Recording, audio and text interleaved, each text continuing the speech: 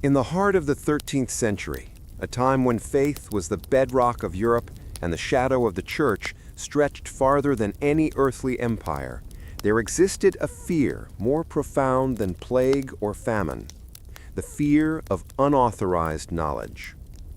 The official wisdom, painstakingly curated and guarded by the Holy See, was the only truth. Any text that contradicted it was not merely an error, it was a demonic seed, a heresy to be incinerated. This is the story of Brother Elias, a man who, by the simple act of reading a forbidden book, discovered a truth that could have shattered the spiritual foundation of Western civilization.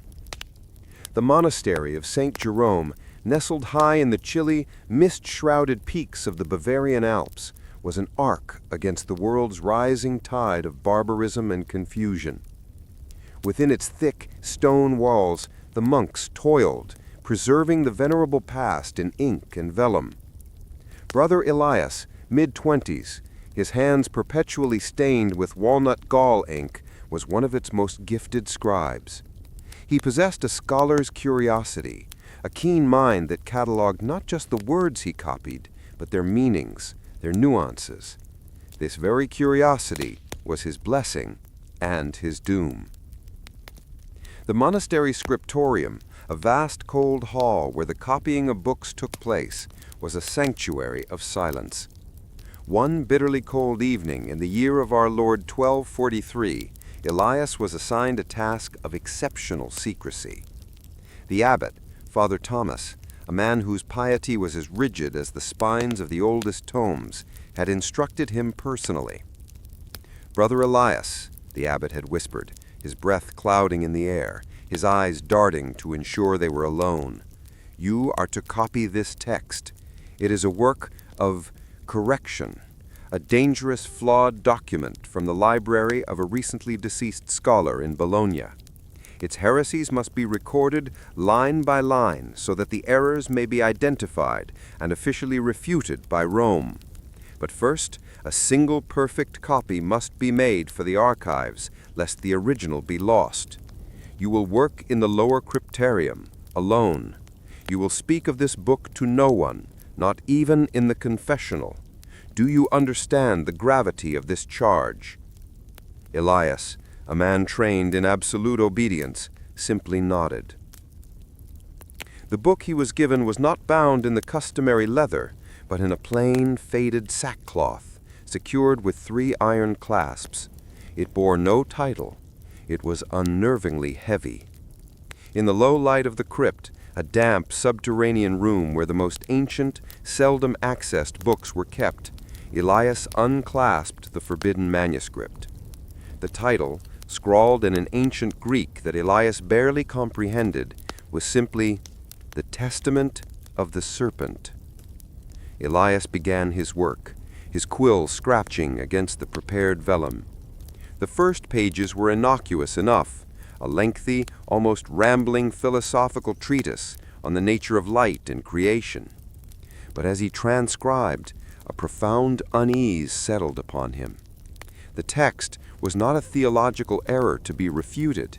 It was a methodical, scholarly dismantling of the very historical narrative that supported the Church's earthly power. The manuscript, written by a figure it called Kidmos, the Alexandrian, in the 2nd century A.D., claimed to be a collection of documents salvaged from the great library of Alexandria before its final ruin. It was a history not of faith, but of political consolidation. The core of its heresy lay in its cold, meticulous detailing of events from the first centuries of the Christian era. The foundation of Rome's claim. Kidmos postulated that the power of the early church in Rome was not established by St. Peter in the manner taught, but by a series of opportunistic political alliances with local Roman aristocracy, families who saw in the new faith a unified moral code capable of stabilizing their disintegrating empire. The claims of apostolic succession, Kidmos suggested, were solidified much later to grant a divine mandate to what was, essentially, a new political bureaucracy. the edited scriptures. The most shocking revelation was the claim that the New Testament, as known in the 13th century, was a heavily redacted work. Kedmos provided numerous citations from proto-gospels and letters that had been systematically purged. These lost texts, as quoted by Kedmos, presented Jesus Christ not as a divine son, but a brilliant revolutionary Jewish sage, a mystic and a political orator who advocated for radical social and economic equality, whose followers included a network of powerful, influential women leaders now completely erased from the accepted narrative. The cult of the sun. The manuscript claimed that many of the Church's most sacred dates and rituals, Christmas, Easter, the veneration of light, were shrewdly co-opted from older, popular Roman and Persian cults, specifically the cult of Sol Invictus, the unconquered sun, and Mithraism. This wasn't a spiritual merging, Kedmos argued, but a pragmatic act of cultural absorption designed to make the new religion instantly palatable to the Roman populace. It stripped the Church's origin story of its divine uniqueness and rooted it firmly in cynical political maneuvering. Elias's fingers trembled as he wrote.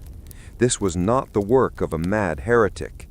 Kedmos the Alexandrian was a relentless historian, backing every claim with cross-references to Roman municipal records, tax rolls, and private letters, documents that should not, could not have survived.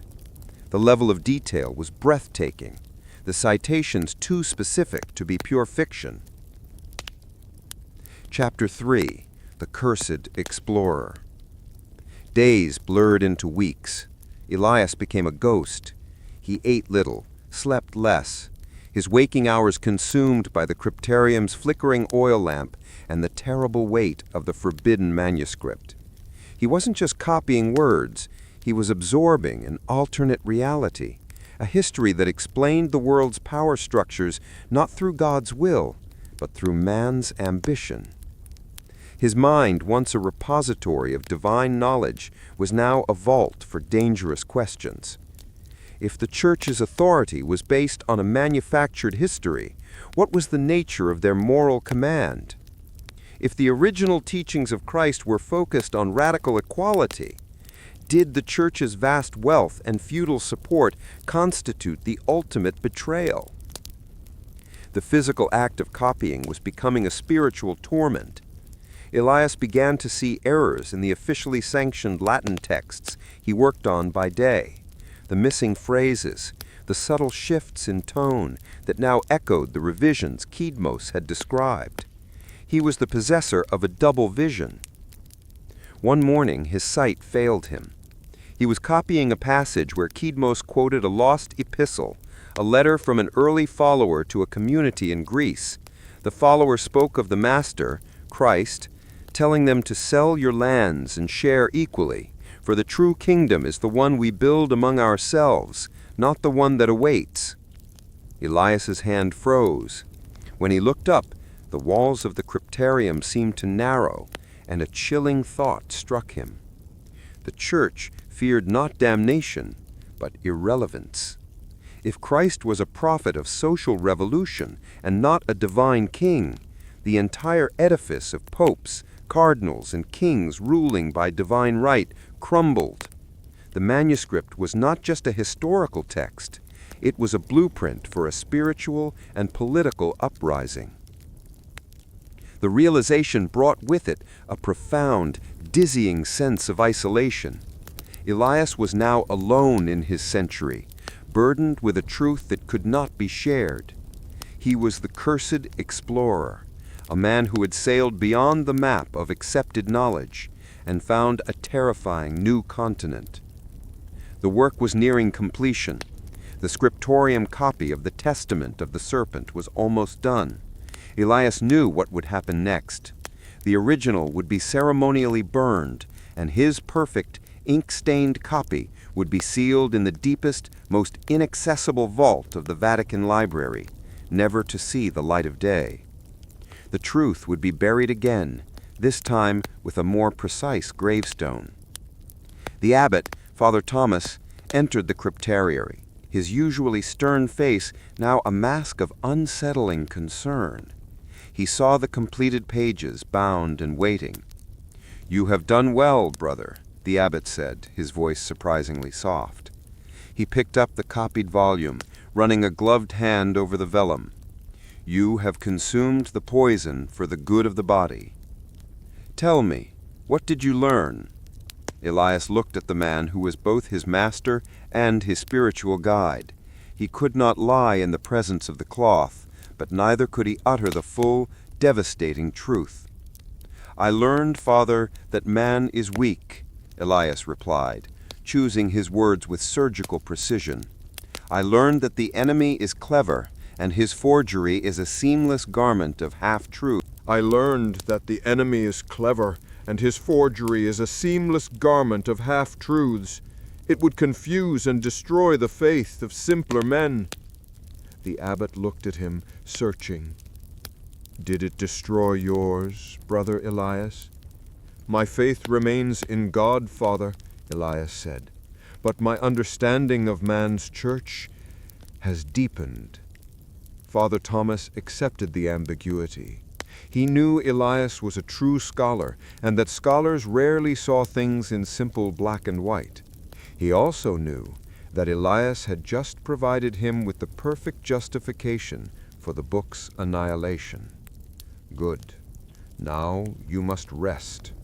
When you return to the scriptorium, you will forget these words. As a final act of service, you will prepare the original text for the fire. You must cleanse the monastery of its taint." The mission assigned to Brother Elias was to the nascent monastery of Sancti Lux, Holy Light, in the newly Christianized frontier of what would one day be known as the Kingdom of Hungary. It was a place of isolation, strategically positioned on the edges of both Christendom and the pagan lands, making it a perfect repository for a quiet, reliable servant. It was also, Elias soon discovered, a place where the Church's control was less absolute, allowing for a certain degree of intellectual porosity.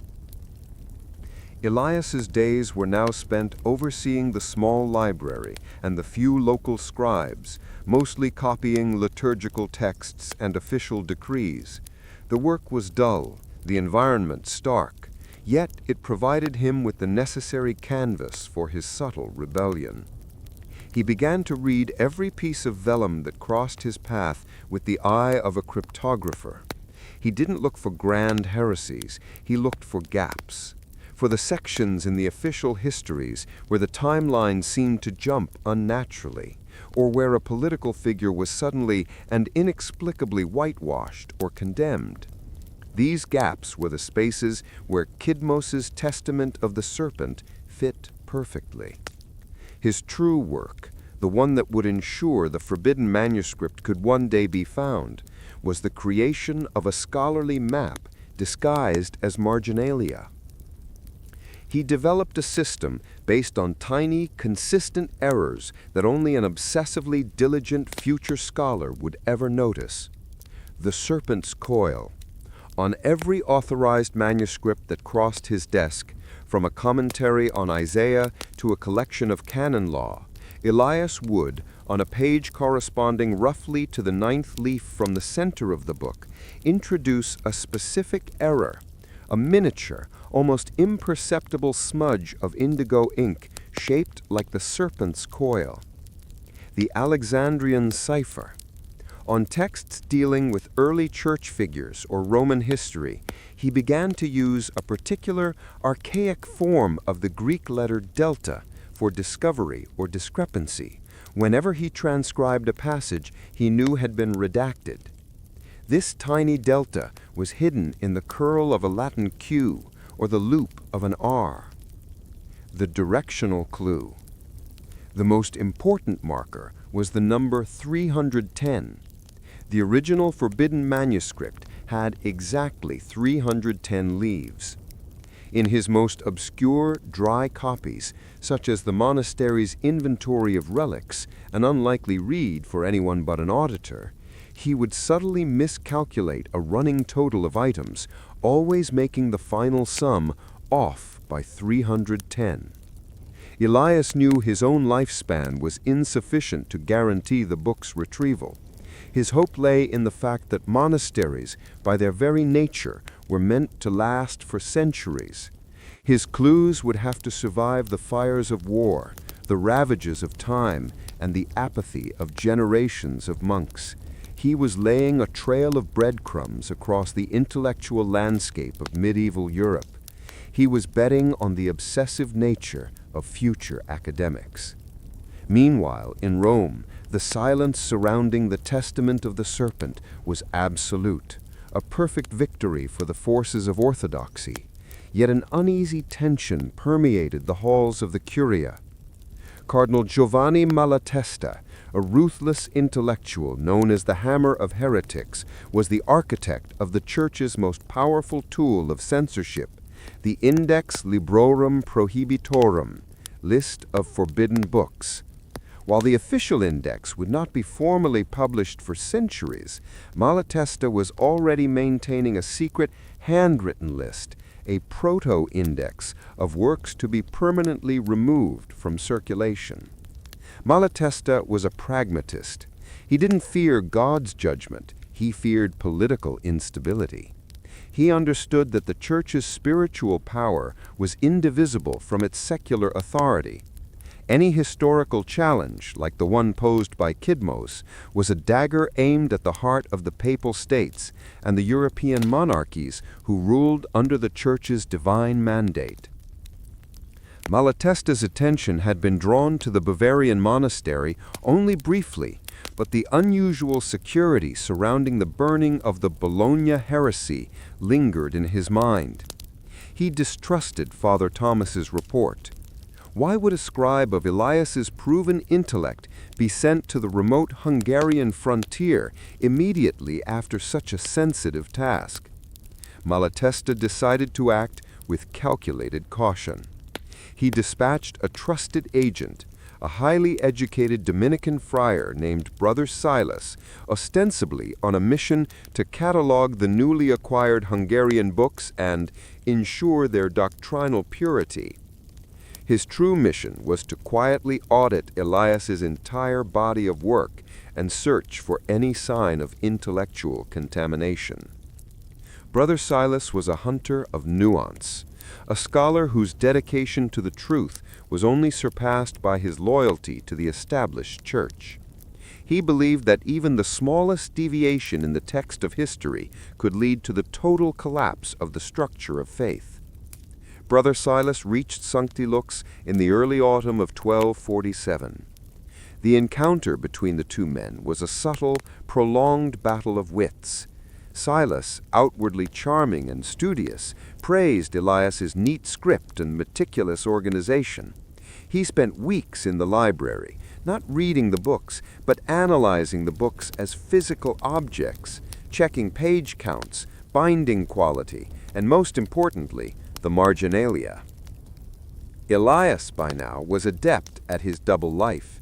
He welcomed Silas, offering him the coldest wine and the driest bread, and engaging in lengthy, tedious theological debates, all designed to bore and distract the auditor. Silas focused his attention on Elias's transcriptions from the time of the Bologna heresy.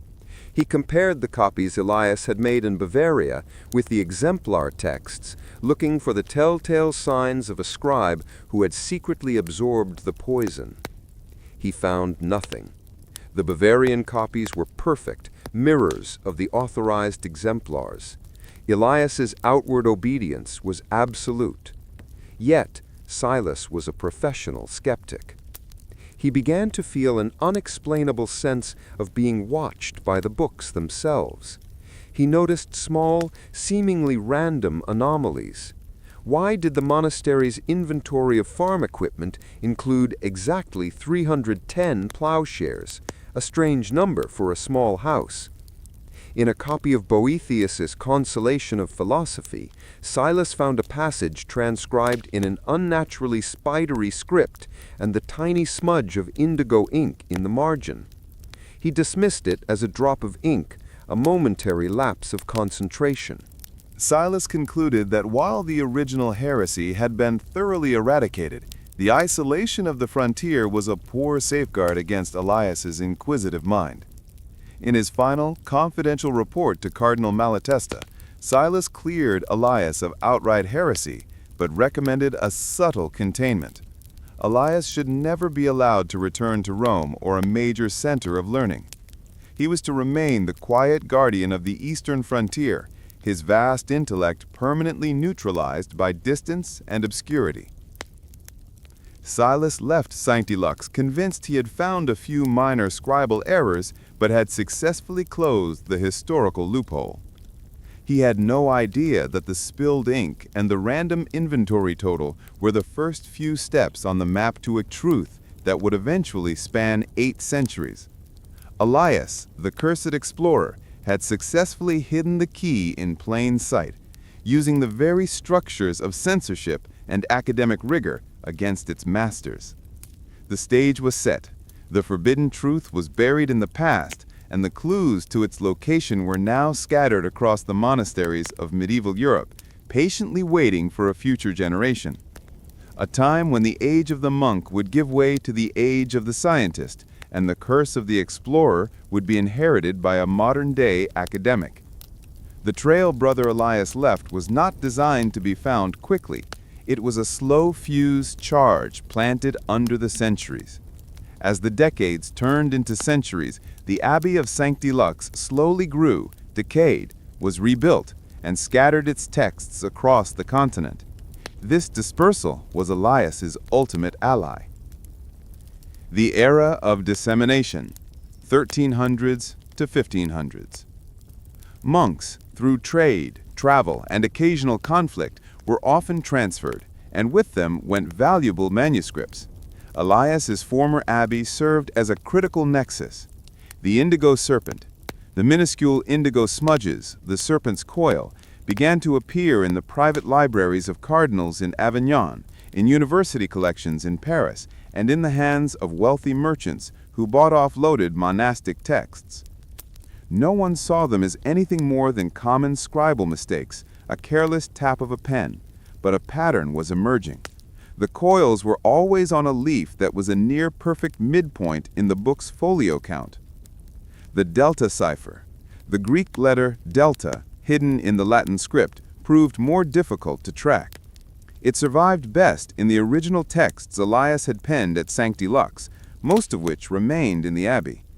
However, when the abbey's inventory of books was copied in 1450, a clerk inadvertently included the subtle deltas in the book descriptions, cataloging the books with a hidden secondary title. The Age of the Printed Word, 1500s to 1700s AD. The invention of the printing press was a catastrophe for monastic life, but a boon for Elias's cipher. As copies of the old vellum texts were printed, the printers, often using meticulous exempla, originals, would sometimes reproduce the strange markings. The printer in Venice who reproduced the Sancti Lux copy of Boethius noticed the spidery script and the indigo mark. He concluded it was a secret mark of the scriptorium, and, with an artisan's pride, carved it precisely into the woodblock for his frontispiece. The indigo serpent was now in 1,000 copies, a tiny, almost invisible glyph in the bottom corner of a popular philosophical work distributed across Europe. Cardinal Malatesta's efforts to suppress the heresy had a strange side effect. His secret proto-index, listing all documents related to the Bologna heresy, survived in the archives. A copyist in the 17th century, transcribing the cardinal's meticulous notes, created a cross-reference, a list of all documents touched by the heretic scribe, Brother Elias.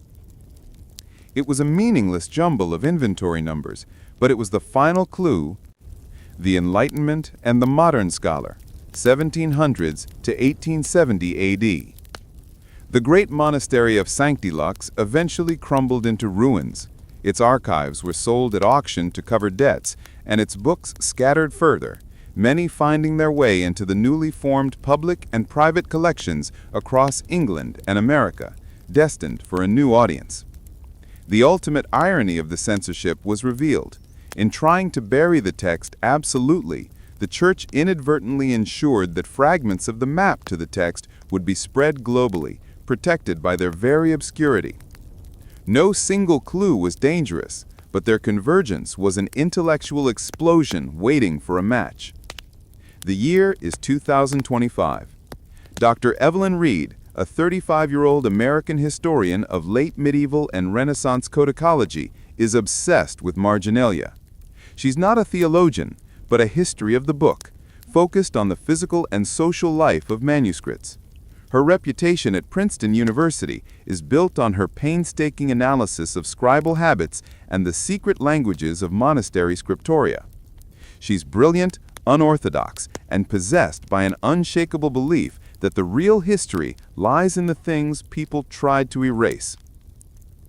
Her current project, funded by a prestigious MacArthur grant, is the digital aggregation of marginalia from 13th and 14th century text originally from the former Austro-Hungarian Empire.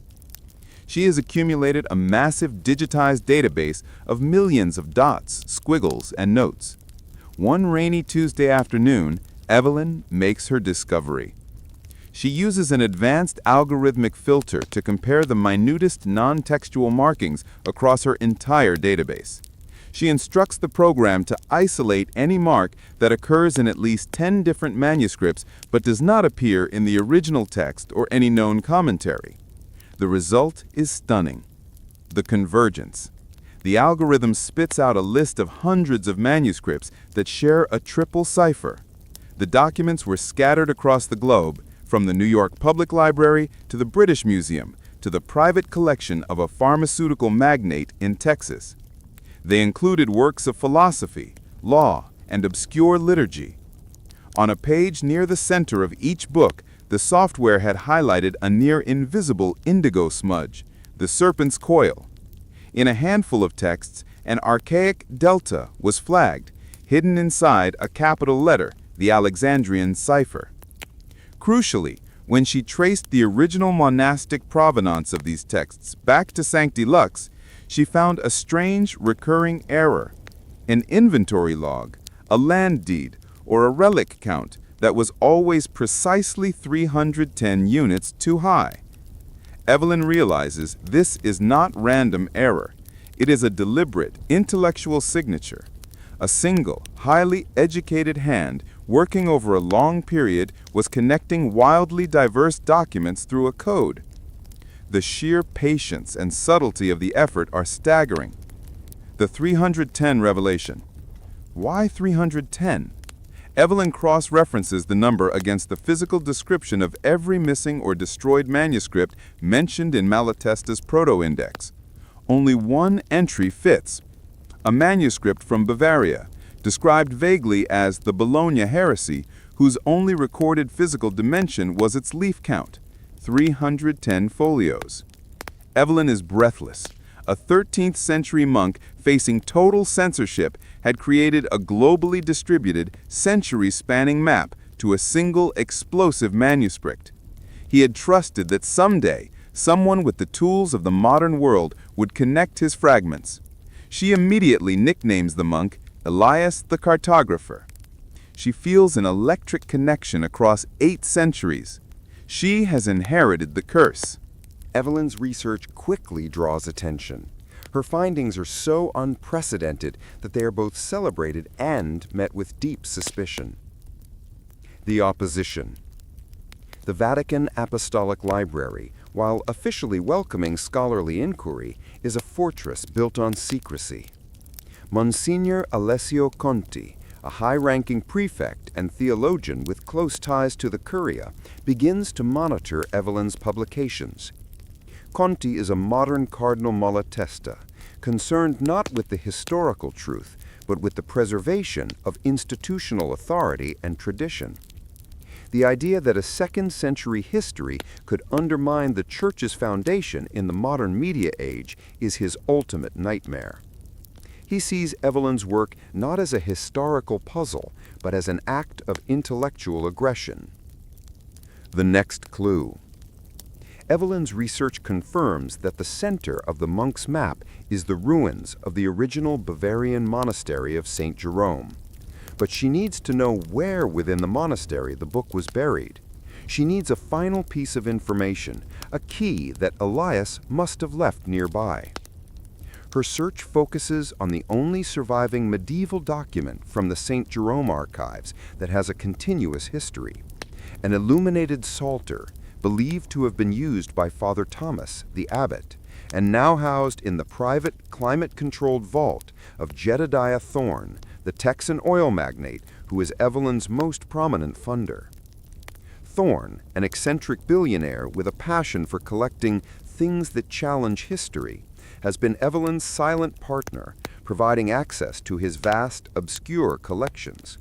He is fascinated by the thought of owning a book that could cancel the official history. Evelyn flies to Thorne's sprawling ranch in West Texas.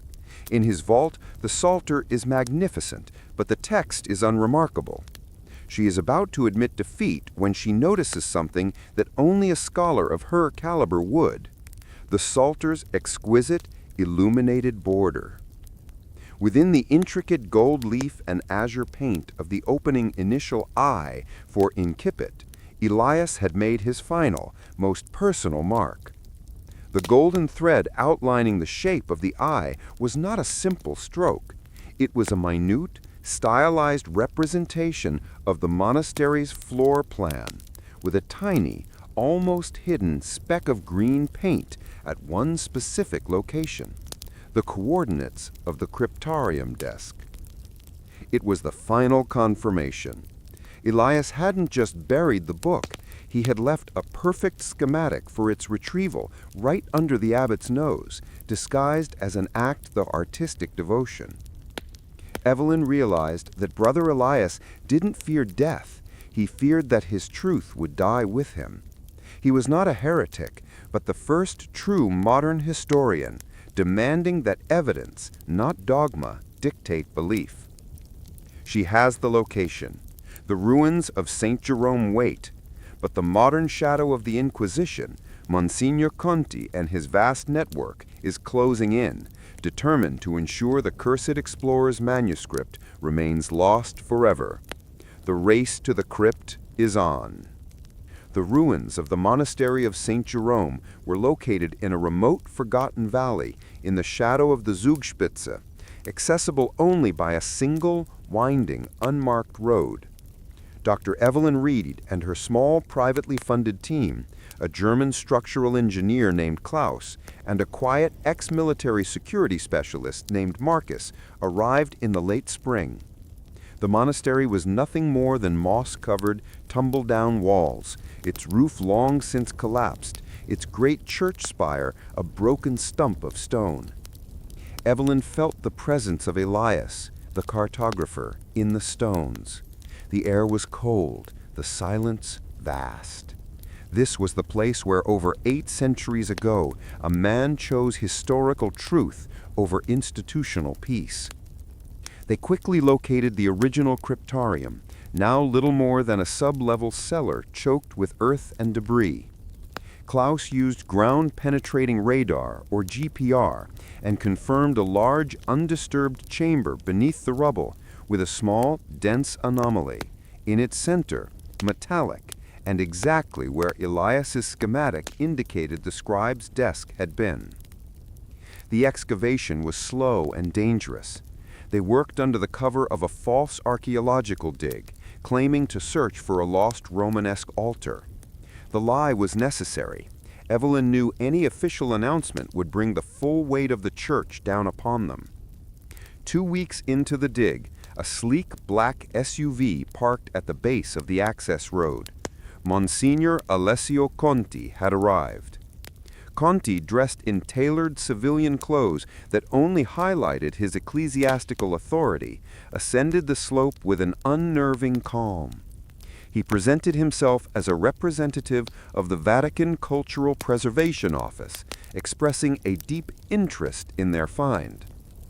The ensuing interaction was a dance of polite confrontation. Conti was brilliant, asking precise scholarly questions about the historical period, subtly attempting to expose Evelyn's true motives. "Dr. Reed," Conti began, watching the teen clear rock, "your work on marginalia is revolutionary. But why here? St. Jerome's held only minor liturgical works. Surely the archives of Monte Cassino or Cluny offer greater reward." Evelyn, accustomed to intellectual duels, met his gaze. "Monsignor, the greatest finds are often hidden in the least expected places. Minor houses often preserve texts that major centers, prone to purging their shelves for space, do not. We believe the full register of the abbey's land deeds, which could be an important window into early feudalism, is buried here." Conti smiled, a chilling expression that didn't reach his eyes. "Indeed, history is often found in the margins and the mundane, just as heresy can be disguised as a simple error of addition." He paused, letting the statement hang. "We would be most grateful to be the first to examine any significant codices found here. Their importance to the Church's legacy, you understand." Evelyn understood perfectly. Conti was not asking, he was asserting the Church's legal and historical claim to any discovered manuscript. He was reminding her that no matter how far she had tracked Elias's clues, the power of his institution remained absolute. The next morning, Klaus's GPR confirmed they were through the thickest layer. Evelyn ordered the final, careful removal of the slate flooring. Beneath the stone, exactly where the speck of green paint indicated on Elias's map, was a large, flat, lead-sealed chest. It was heavy, its surface etched with the subtle, chaotic pitting of centuries spent underground. Marcus stood guard, his eyes constantly scanning the tree line for Conti's vehicle. Klaus worked the pry bars. The lead seal cracked with a sound that echoed unnaturally loud in the ruins. Evelyn kneeled, her historian's heart pounding against her ribs. She lifted the heavy lid. Inside, wrapped in a brittle, desiccated linen shroud, lay a manuscript. It was unbound, its 310 leaves of vellum carefully stacked. The vellum was thick, unevenly cut, and faintly yellowish, preserved perfectly by the inert lead. It smelled not of decay, but of dust and aged mineral ink. Evelyn reached out a trembling hand and carefully lifted the top leaf. The script was an elegant, early form of Greek uncial, fluid, dense, and instantly recognizable as pre-7th century. It was not a medieval copy. It was the original document. The title, in faded red ink, stood out starkly. To Diacato Tuofios, the Testament of the Serpent. Evelyn looked at the pages. This was not a book merely about heresy. It was a physical artifact of an alternative history, a genuine document from the earliest centuries of the Church that claimed to fundamentally rewrite the narrative of Western civilization. "We have it," she whispered, not to her team, but to the ghosts of Elias and Kidmos. "The cursed explorer's burden is lifted." Suddenly the silence was shattered by the sharp, authoritative crackle of a walkie-talkie from the entrance of the crypt.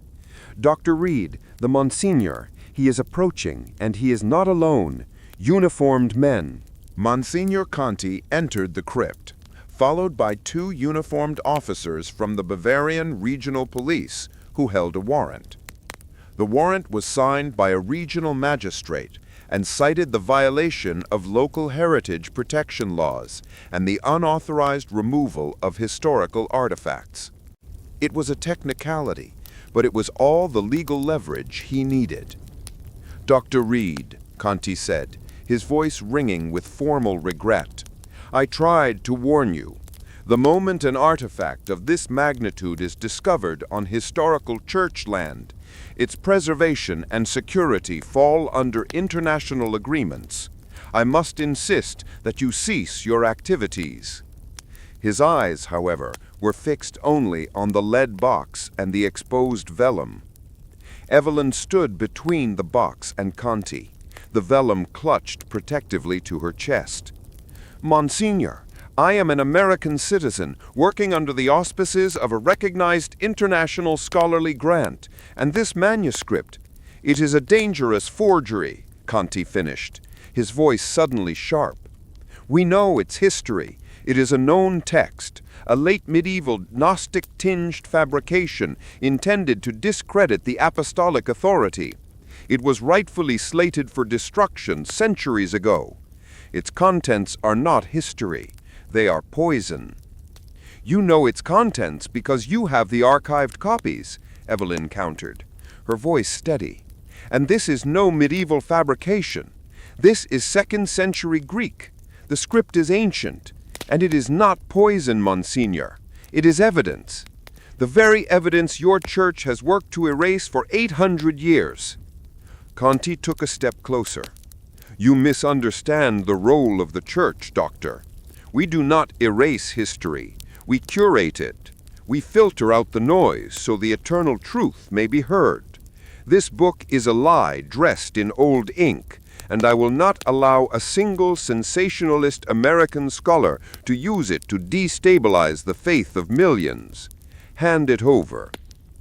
"No," Evelyn said simply. Just as the police officers moved to restrain her, the ground shook slightly, and a shower of pebbles rained down from the crumbling ceiling. The ruins were unstable. Marcus, the security specialist, moved swiftly. He grabbed the lead box and the manuscript from Evelyn.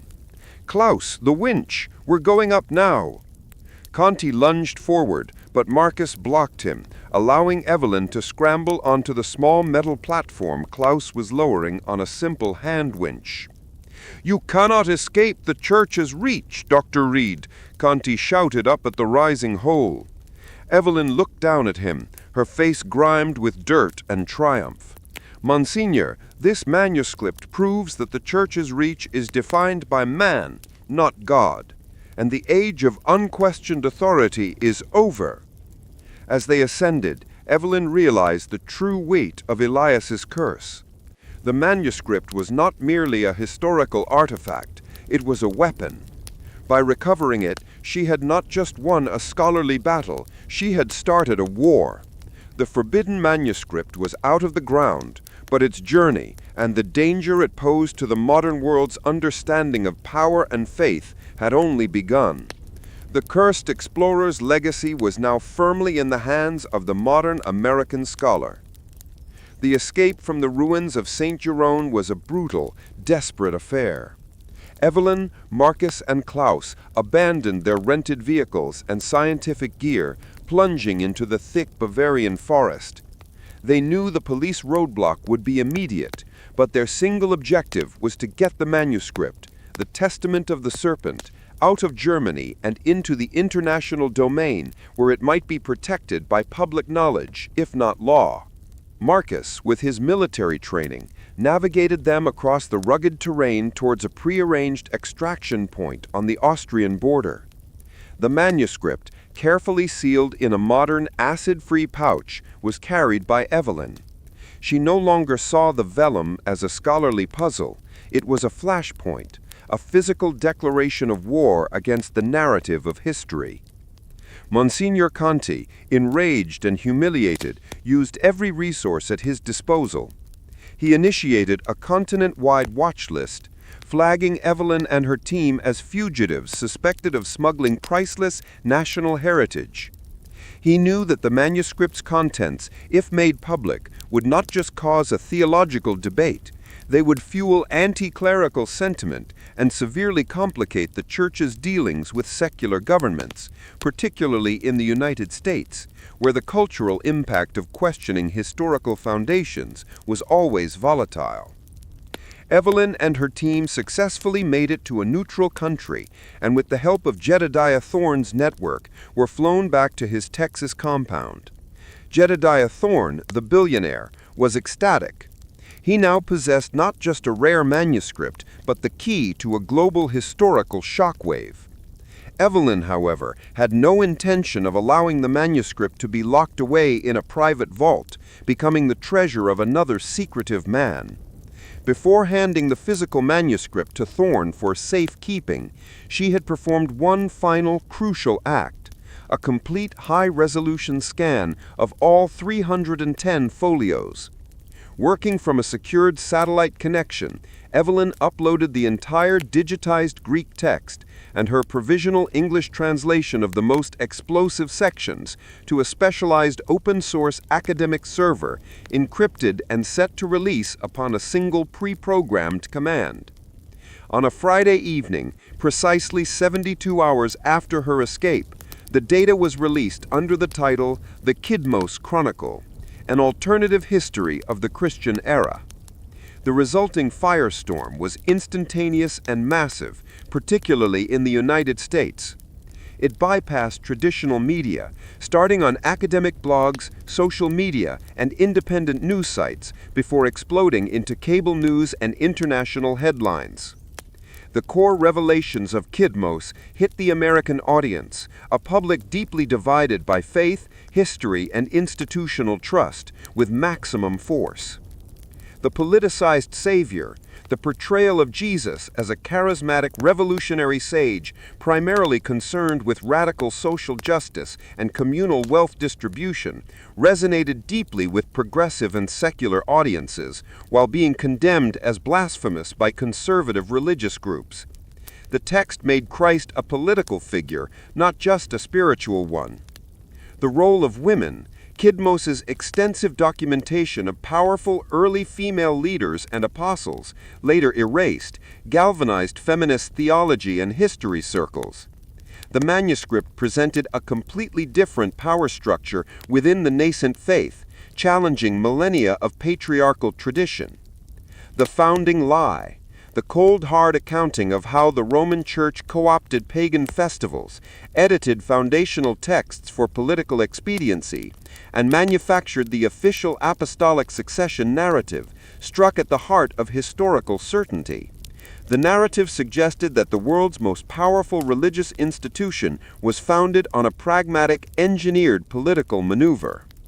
The media frenzy was overwhelming. Theological historians were instantly split into two camps, those who hailed the manuscript as the most important historical discovery of the millennium, and those who dismissed it as a sophisticated modern hoax or a medieval fraud finally unmasked.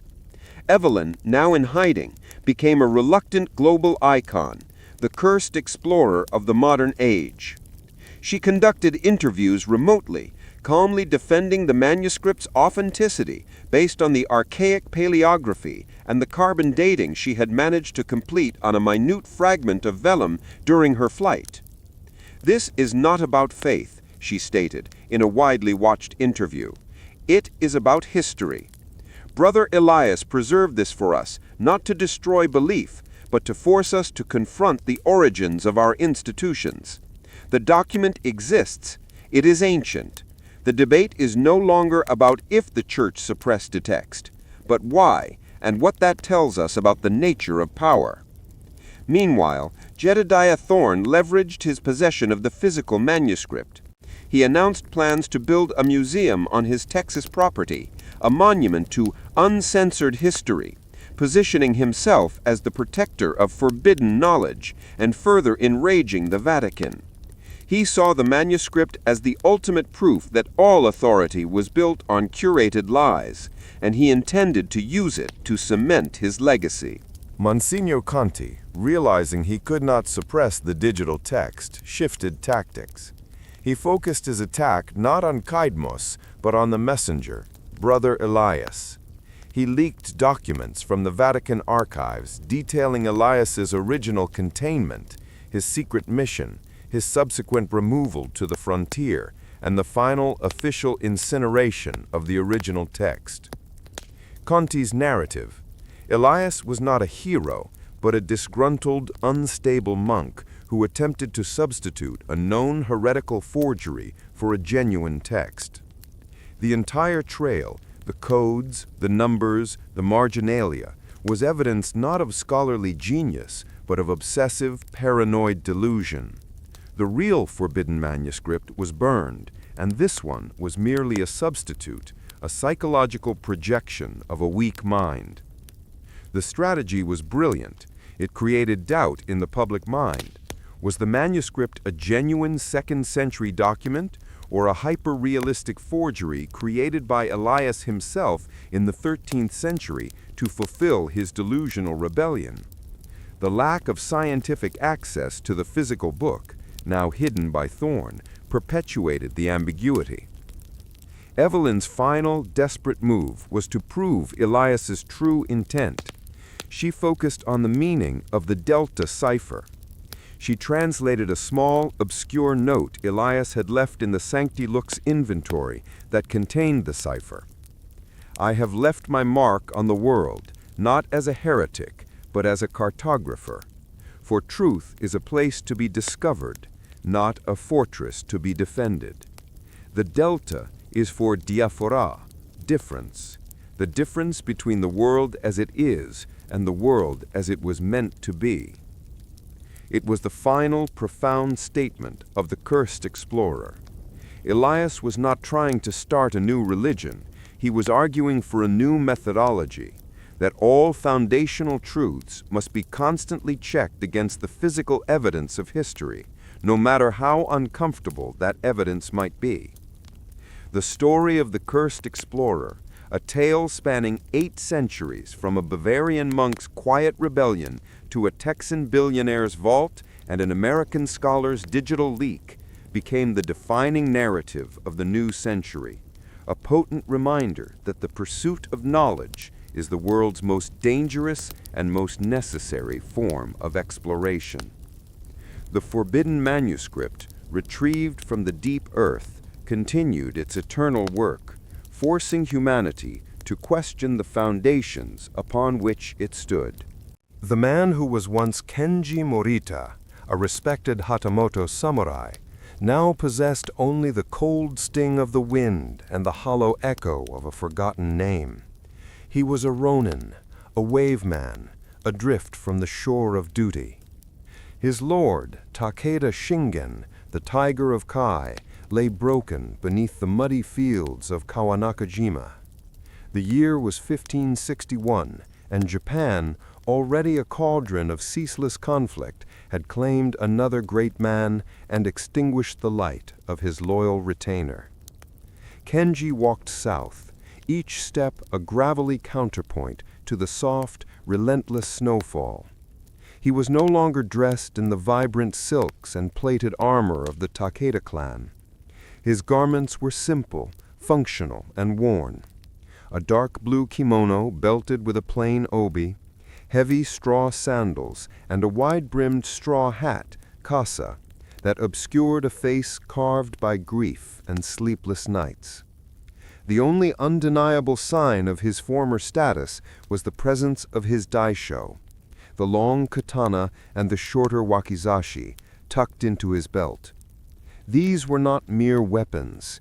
They were his soul's brittle extensions, the last tangible link to the Bushido code he felt he had failed.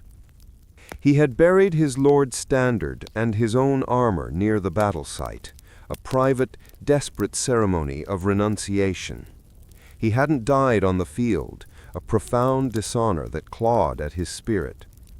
Takeda's final, gasping command, "Live, Kenji, see this age end, find a peace I could not," had been a cruel mercy, a mandate for a perpetual, unearned existence.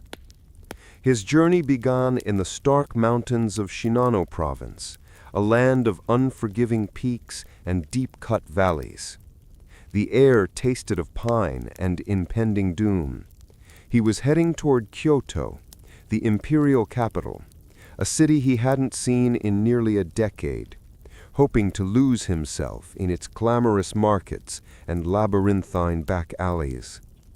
On the 3rd day of his solitary trek, he reached a small, nameless village nestled against the foothills.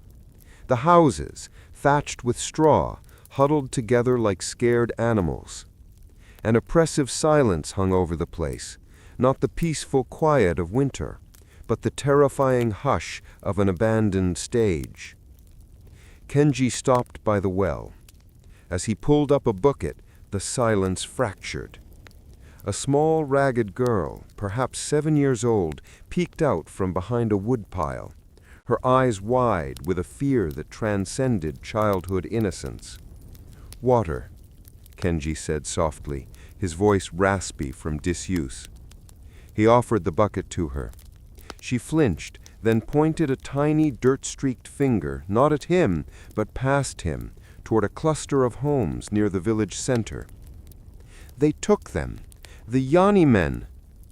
Kenji straightened slowly, his hand instinctively resting on the katana's hilt. Yari men, spearmen, often the low-ranking foot soldiers, or ashigaru, emboldened by the chaos of war. "Who did they take, little one?" "Everyone who could work. My mother. They came this morning screaming about taxes for the Oda Lord." The Oda clan. The name was a whipcrack of the future. Oda Nobunaga, the feared demon king, was rising like a storm on the horizon. His taxes and methods were legendarily harsh. Kenji looked at the girl's trembling form and the desolate village. This was the Japan his lord had wanted him to survive for, a land where the strong preyed on the weak and the innocent paid the ultimate price. His heart, long hardened by battle, felt a familiar, unwelcome pang of purpose. "Show me the path they took," he commanded, his voice firm now, the samurai tone returning to spite his shame. The girl hesitated, then, seeing the resolute determination in the Ronin's steel-gray eyes, she slowly walked out from her hiding place. She led him through the village, pointing to tracks in the fresh snow, the unmistakable deep gouges of iron-bound wagon wheels and the heavier boot prints of men marching in formation. The ambush at the willow grove. The tracks led Kenji for over an hour, winding along a frozen stream and eventually leading toward a sparse, snow-dusted grove of willow trees. A perfect spot for a brief rest, or, more likely, an ambush. He approached the grove with the silence of a hunting wolf. Every sense was extended. He noted the scent of wood smoke, the nervous whinny of a horse, and the low, coarse laughter of men. There were at least a dozen of them, perhaps more. Too many for a single Ronin to fight head-on. Kenji circled wide, his attention drawn to a dilapidated fisherman's shack perched precariously on the riverbank. He found his entry through the broken shoji screen on the back side.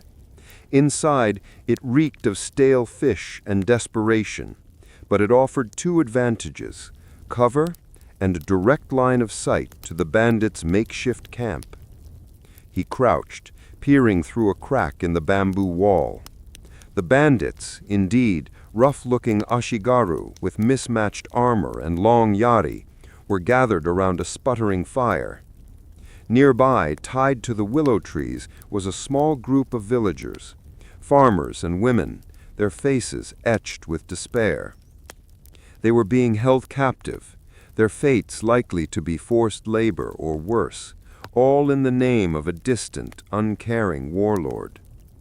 One of the bandits, a hulking man with a scarred face and a rusty nagamaki, a polearm with a sword blade, was prodding a woman with the butt of his spear, demanding where the village had hidden its meager rice stores. "The way of the spear is to protect," he muttered under his breath, recalling the Takeda doctrine. I knew he couldn't simply charge in. He was seeking redemption, not a quick death. Redemption lay in the manner of his action, not just the action itself. He needed to be precise, deadly, and efficient. He chose his targets. The nagamaki wielder first, the leader. The two archers by the supply cart second. The rest would fall to confusion and the speed of his blade. Kenji drew his katana. It was a masterpiece of the swordsmith's art, its name Kuro-ru, Black Dragon. The polished steel of the blade, nioi shimmering beneath the light, was unnervingly beautiful. He took a single slow breath, his mind dissolving the distance between himself and the men. Focus. He exploded from the shack's door, not with a roar, but with a silent, blinding speed.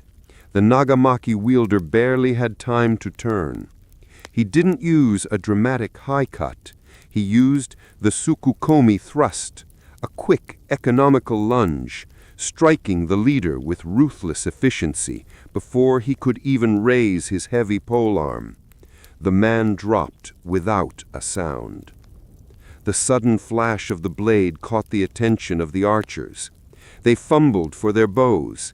Kenji flowed past the falling leader, drawing on the Takeda clan's famous wind-water style of movement, fluid, unpredictable, and devastatingly fast.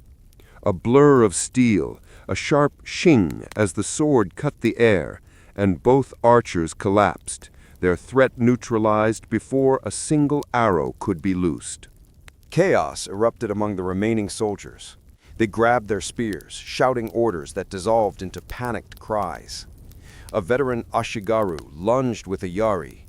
Kenji didn't step back. He met the attack, his katana intercepting the spear shaft with a downward block, parrying the thrust and deflecting the spear point into the earth.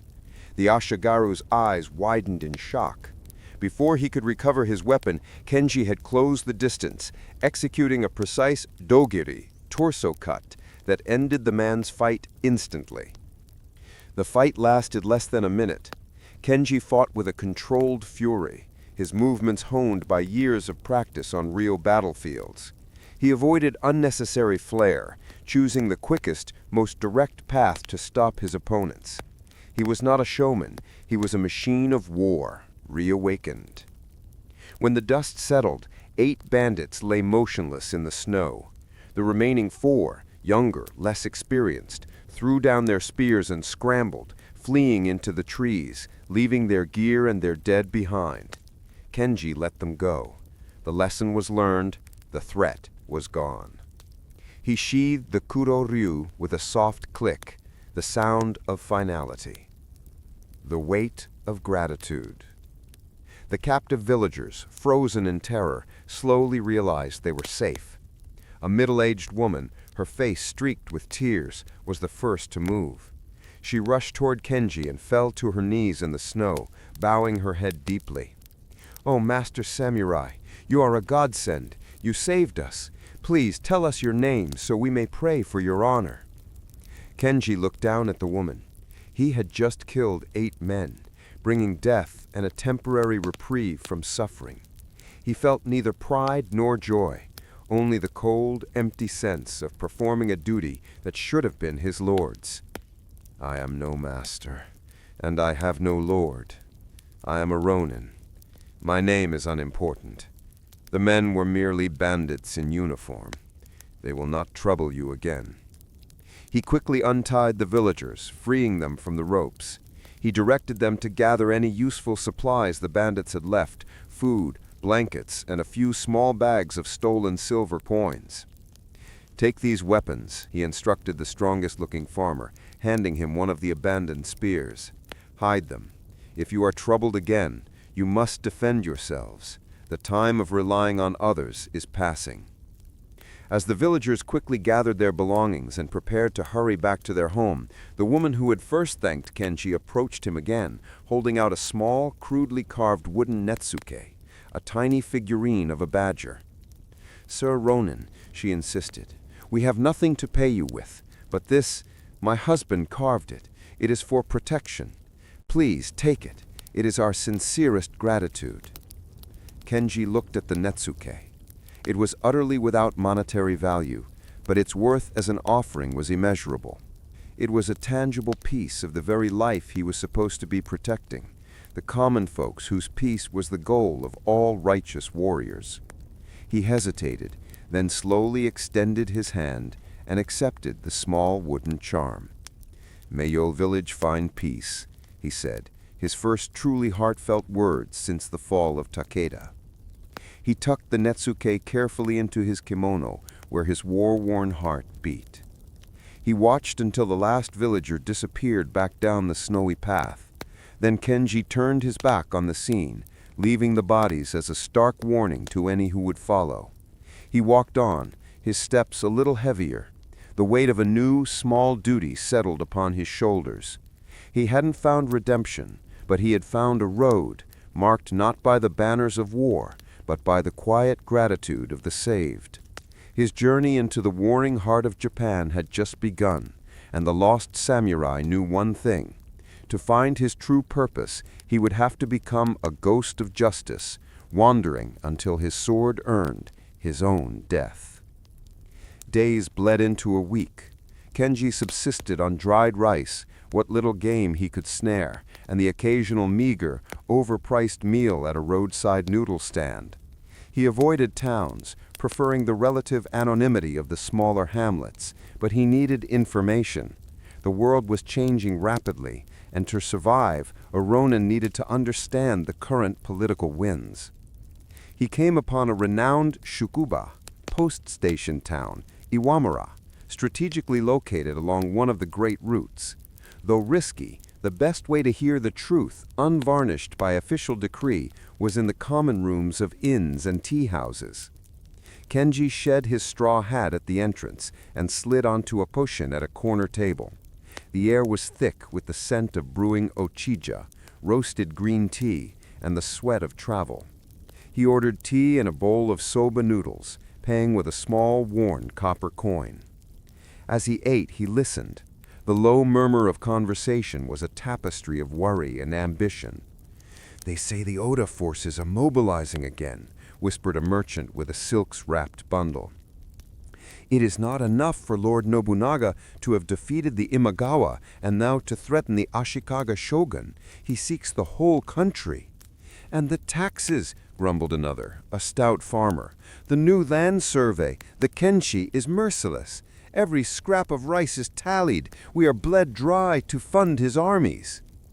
The discussions were interspersed with names that were rapidly becoming legends. Toyotomi Hideyoshi, the sharp-witted peasant turned general, and Tokugawa Ieyasu, the shrewd ally to Nobunaga. Kenji, a product of the old guard, listened to the descriptions of Nobunaga's methods with a cold unease. This was not the chivalrous warfare of the past, filled with formal challenges and respected standards. This was total war, fought with overwhelming force, firearms, and sheer, cold efficiency.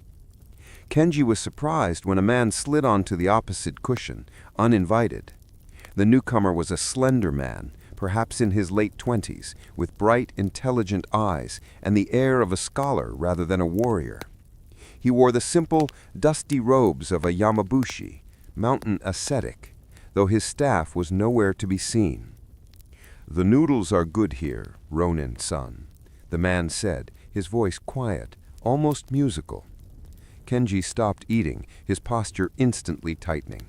He hadn't drawn attention to himself. "You know me?" The scholar smiled, a genuine, disarming expression. "I know only a man who moves with the deliberate stillness of a predator, and who eats his meal as if ready to draw steel. Your swords are fine, your clothing is a lie. You are a warrior, cast adrift. A Ronin, yes?" "Many men are Ronin now." Kenji kept his hand close to his katana. "Why do you sit with me?" "My name is Hajime. I travel the roads, gathering knowledge. I am not a threat. I hear everything, from the whispers in the rice fields to the decrees in the palaces. I can offer you something more valuable than noodles. Context." Hajime leaned in slightly. "You carry the weight of a recent great defeat. Takeda, Imagawa, Asakura." Kenji fixed him with a hard stare. "You speak too much." "Perhaps, but let me give you a piece of context. There is a man near Owari province, a village called Furuichi, a former samurai of the Saito clan. He has been taking in Ronin, men with skills but no lord. He seeks to build a small community, a place where a man can find honorable work and safety from Nobunaga's conscription. He calls it the village of the unburdened. This was intriguing. A community of masterless samurai. It could be a trap, a den of bandits, or a place to find purpose. And what is his work? Kenji asked, his interest piqued despite his caution. He does what many who oppose Nobunaga do. He protects those whom the Oda army targets, farmers, minor temples, trade routes. He takes payment in rice and peace, a chance to use your blade for something other than a lord's endless ambition, a chance, dare I say, for a new kind of redemption. Kenji was skeptical. Nobunaga will crush such petty resistance. Perhaps, but is it not better to die on your feet, protecting the innocent, than to waste away in shame? The path is south, toward the Ise Bay coast. Seek the village of Furuichi. Ask for Sanada Kageyoshi. Tell him that the willow drum beats with a new rhythm. Hajime stood up, finishing his tea with a final appreciative sigh. Go in peace, Ronin-san. May your path be less shadowed than your memory. Before Kenji could press him for more details, the scholar melted into the flow of travelers, leaving Kenji with a half-eaten bowl of soba and a stark choice. Continue to drift toward certain oblivion in Kyoto, or turn south toward a dangerous but possibly meaningful new purpose. The netsuke, the small badger carving from the grateful villager, felt warm against his chest. He stood, retrieved his kasa, and turned south. He would seek the village of the unburdened. The swamp and the silent blade. The journey to Furuichi took another 5 days, leading Kenji away from the main roads and into the marshy, difficult terrain bordering the coastal lowlands, a perfect place to hide a secret village. The mud was relentless, the insects annoyingly persistent even in the chill, and the mist clung to the ground like a vengeful spirit. One afternoon, navigating a particularly dense stretch of tall, reed-choked swampland, Kenji's acute senses warned him of danger. The swamp was too quiet. The usual chorus of frogs and water birds was absent. He stopped, his hand going to his katana hilt. He didn't draw the blade. That would be a declaration. Instead, he simply adjusted his posture, lowering his center of gravity, preparing to move in any direction. "You move like a ghost, Takeda-san." The voice came from behind and slightly above him, smooth and devoid of regional accent. Kenji didn't turn. He shifted his weight, allowing him to spin on his heel in a single fluid motion, drawing the kuroryu in a lightning-fast nukitsuke, quick draw, that brought the point level with the throat of the speaker. The man he faced was perched on a thick willow branch that arched over the path. He was clad in rough, dark leather and cloth, a ninja or a highly skilled scout. He held a thin, deadly kusarigama, sickle and chain, loosely in his hands, but his expression was calm, even approving. "You are good, Takeda-san," the man noted, his eyes never leaving Kenji's. "I've been shadowing you for 3 ri, about 7.5 miles.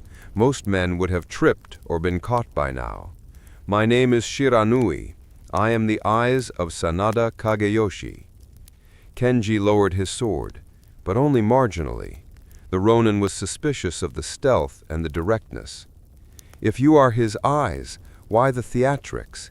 And why call me by a name I no longer carry?" "We observe everyone who comes this far off the road, Ronin-san. We know who you are, the warrior who refused to commit seppuku after Kawanakajima, per his lord's command, the man who wears the scars of the Takeda's final stand. We are not a bandit camp. We take no man who cannot handle the truth of who he is." Shiranui leapt down from the branch with unnerving grace, landing soundlessly on the muddy ground. "Sanada Kageyoshi has heard of the incident in the Shinono village, the Oda bandits. He is testing your heart, Ronin-san. Killing those men was justice, but entering his village requires discretion. Shiranui led the way, setting a grueling pace, silently navigating the confusing network of trails. After another hour of punishing travel, the trees began to thin, and a cluster of well-built, modest homes came into view, hidden in a wide clearing protected by the swamp on 3 sides and a ridge on the 4th. The air here was cleaner, the activity purposeful. Men were chopping wood, tending a small forge, and practicing with spears and wooden swords, not in the showy manner of a peacetime dojo, but with the grim, focused intensity of men preparing for a real fight. The interview. Kenji was led to the largest structure, a long communal building that served as barracks and meeting hall. Waiting for him was Sanada Kageyoshi. He was not the towering warlord Kenji had expected. Kageyoshi was a man of medium height, powerfully built, with a neatly trimmed beard and eyes that missed nothing. His armor lay clean and polished beside him, but he wore simple, sturdy clothing. "Welcome, Kenji Morita, former retainer of the Takeda." Kageyoshi's voice was warm but authoritative. "We do not deal in lies here. You seek to shed your past, but the past is the sword you carry. You must learn to wield it honorably, without the weight of a dead lord's ambition." Kenji stood straight, bowing respectfully. "My lord saved my life. I carry that failure. I seek a place where my training can be used to protect something that is truly honorable." "Honor," he scoffed lightly. "Honor is a luxury in this age, Kenji. We deal in survival and small acts of justice. We are mercenaries of peace. My men are not fighting for territory or a family name. We fight for the common people." He gestured to the men training outside. "We have former Imagawa samurai, some who served the Miyoshi, even a few who deserted the Oda. We are the leftovers of the Sengoku Jidai, and we are learning a new way." "The risk is immense," Kenji observed. "You are challenging the Oda clan indirectly. Nobunaga will hear of this." "Let him hear this," Kageyoshi said, a steely resolve entering his eyes. "We are small, a thorn in his heel, but the more we protect, the more trust we earn. We are forging a new kind of loyalty, loyalty to the common people." He looked directly at Kenji. "I know you were a great warrior under Shingen. I need your skills, your knowledge of discipline and strategy. But you must swear only one oath, to never use your sword for personal gain or conquest. Can you serve a cause with no lord, no glory, and no promise of victory, only the daily grind of survival?" Kenji thought of the cold mud of the battlefield, the shame of his flight, and the terrified face of the small girl in the snowy village. He touched the netsuke hidden beneath his robes. This felt right, a debt to be paid not to a feudal ideal, but to the real Japan his lord had wanted to save. "My lord commanded me to find a peace he could not. Perhaps this is that peace. I swear the oath. My sword is yours, Kageyoshi Dono, for the protection of the unburdened." Kageyoshi arose, a slow, approving smile spreading across his face. "Then welcome, Kenji Morita. You are no longer just a ronin. You are a member of the Unburdened Blade." The village of the Unburdened was a study in grim efficiency. It wasn't picturesque. It was a fortress carved from necessity. Every man and woman had a task, and the atmosphere was one of quiet, disciplined focus. Kenji, after being formally welcomed by Sanada Kageyoshi, was assigned a small, clean room in the barracks and, more importantly, a duty. His fame as a former Takeda retainer, a man trained in the famed Windwater style under one of the greatest warlords of the age, preceded him. Kageyoshi immediately put him to work training the younger recruits and assessing the combat readiness of the seasoned ronin. Kenji began his instruction the next morning. The training yard was a muddy patch of earth perpetually churned by feet and balkan, wooden swords. He found himself facing men whose fighting styles were as varied as their provinces of origin: the aggressive, low stance of the Imagawa retainers, the defensive, patient cuts favored in the west, and the desperate, wild swings of former Ashigaru. "You fight like a dying dog," Kinji yelled at a muscular ronin named Jiro, whose wide, sweeping cuts were predictable. "Your enthusiasm will get you killed, and the farmer you are sworn to protect buried beside you. Discipline, that is the Takeda way." He demonstrated the kiri-oroshi, downward cut, not with force, but with controlled gravity, his body a single, unyielding line from hilt to heel. Jiro, who had fought for years, was shocked by the sheer economy of movement. "But, Master Morita," Jiro argued, wiping sweat from his brow, "force is what breaks a spear." "Force is spent," Kinji countered, his voice sharp. "Control is infinite. You do not just kill the enemy, you preserve your life to fight the next one. We are not an army of thousands, we are a handful. Every breath is precious." The informer and the scholars return. Days turned to weeks, and Kinji settled into a routine. The physical work was a balm to his guilt, and the small, tangible results, a recruit mastering a parry, a successful escort of rice through banded territory, provided a trickle of the redemption he craved. He learned that Kageyoshi's network was extensive, relying on farmers, merchants, and even low-ranking officials who chafed under Oda rule. One evening, after a particularly grueling session, Shiranui, the elusive scout, returned from a reconnaissance mission. He brought with him an unsettling report. "The Oda garrison at Inabayama Castle is restless. They have seized a large grain shipment meant for the Issei merchants. But more troubling, they are hunting ronin. Not just any ronin, but those with known lineage and high skill. They offer a specific high bounty for any former Takeda warrior." Kinji knew this was directed squarely at him. Nobunaga eliminated potential rivals and absorbed talent. "And there is something else," Shiranui added, his eyes meeting Kinji's. "I saw him near the outskirts of Gifu, the former Inabayama. The scholar." "Hajime," Kinji muttered, instantly wary. "He was not wearing the robes of a Yamabushi," Shiranui reported. "He was dressed in fine silk, talking intently with a man I recognized as a high-ranking Oda tax collector, Akira. They were sharing documents, map scrolls."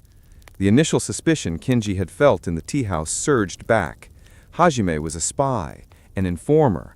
He hadn't directed Kinji to the village of the unburdened out of kindness. He had delivered him there. The village was compromised.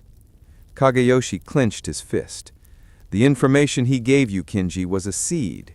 He wanted you here, bringing your skills, increasing our value as a prize to Nobunaga." "But why wait?" Kinji asked, confusion mixing with his anger. "Why not betray us immediately?" "He's a strategist, Kinji," Kageyoshi reasoned. "He wants to capture not just a handful of ronin, but a legitimate threat. By letting us consolidate, by letting you train our men, we become a juicier target. Nobunaga can eliminate a problem and absorb the assets, our skills, and the supplies we protect." The test of the river crossing. The threat was immediate. Kageyoshi ordered the village to prepare a rapid evacuation plan, utilizing the swamp's natural defenses as a temporary shield. But they had a problem.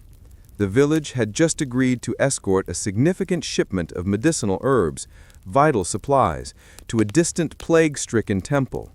To fail the mission would be to break their oath to protect the powerless. "The river is the fastest route," Kenji analyzed, pointing to a map scroll. "But the Oda will anticipate it. The crossing at Kozato is too exposed." "We must cross," Kageyoshi declared. "We cannot break our word. We will split the escort. Most of our men will remain here, preparing for defense. You, Kenji, will take the supply caravan." Kenji looked up, surprised. "I am the bait, then. The high-value target." "Precisely," Kageyoshi confirmed. "Your presence is the hook. You will draw the Oda force's focus. But you will have our fastest men, Shiranui, Jiro, and 4 others. Take the river path, but not to Kozato. You will use the old, forgotten Mizobashi, the floating rope bridge north of the main crossing. It is treacherous, built by the locals, and unknown to maps. The plan was a deadly gamble. Kenji would lead a small team into a known danger zone, banking on the Oda forces being drawn to his identity and overconfident in their knowledge of the terrain. The ambush at the Mizubashi. The crossing was scheduled for the dead of night, under a sliver of a crescent moon. The river mist was thick, chilling Kenji to the bone.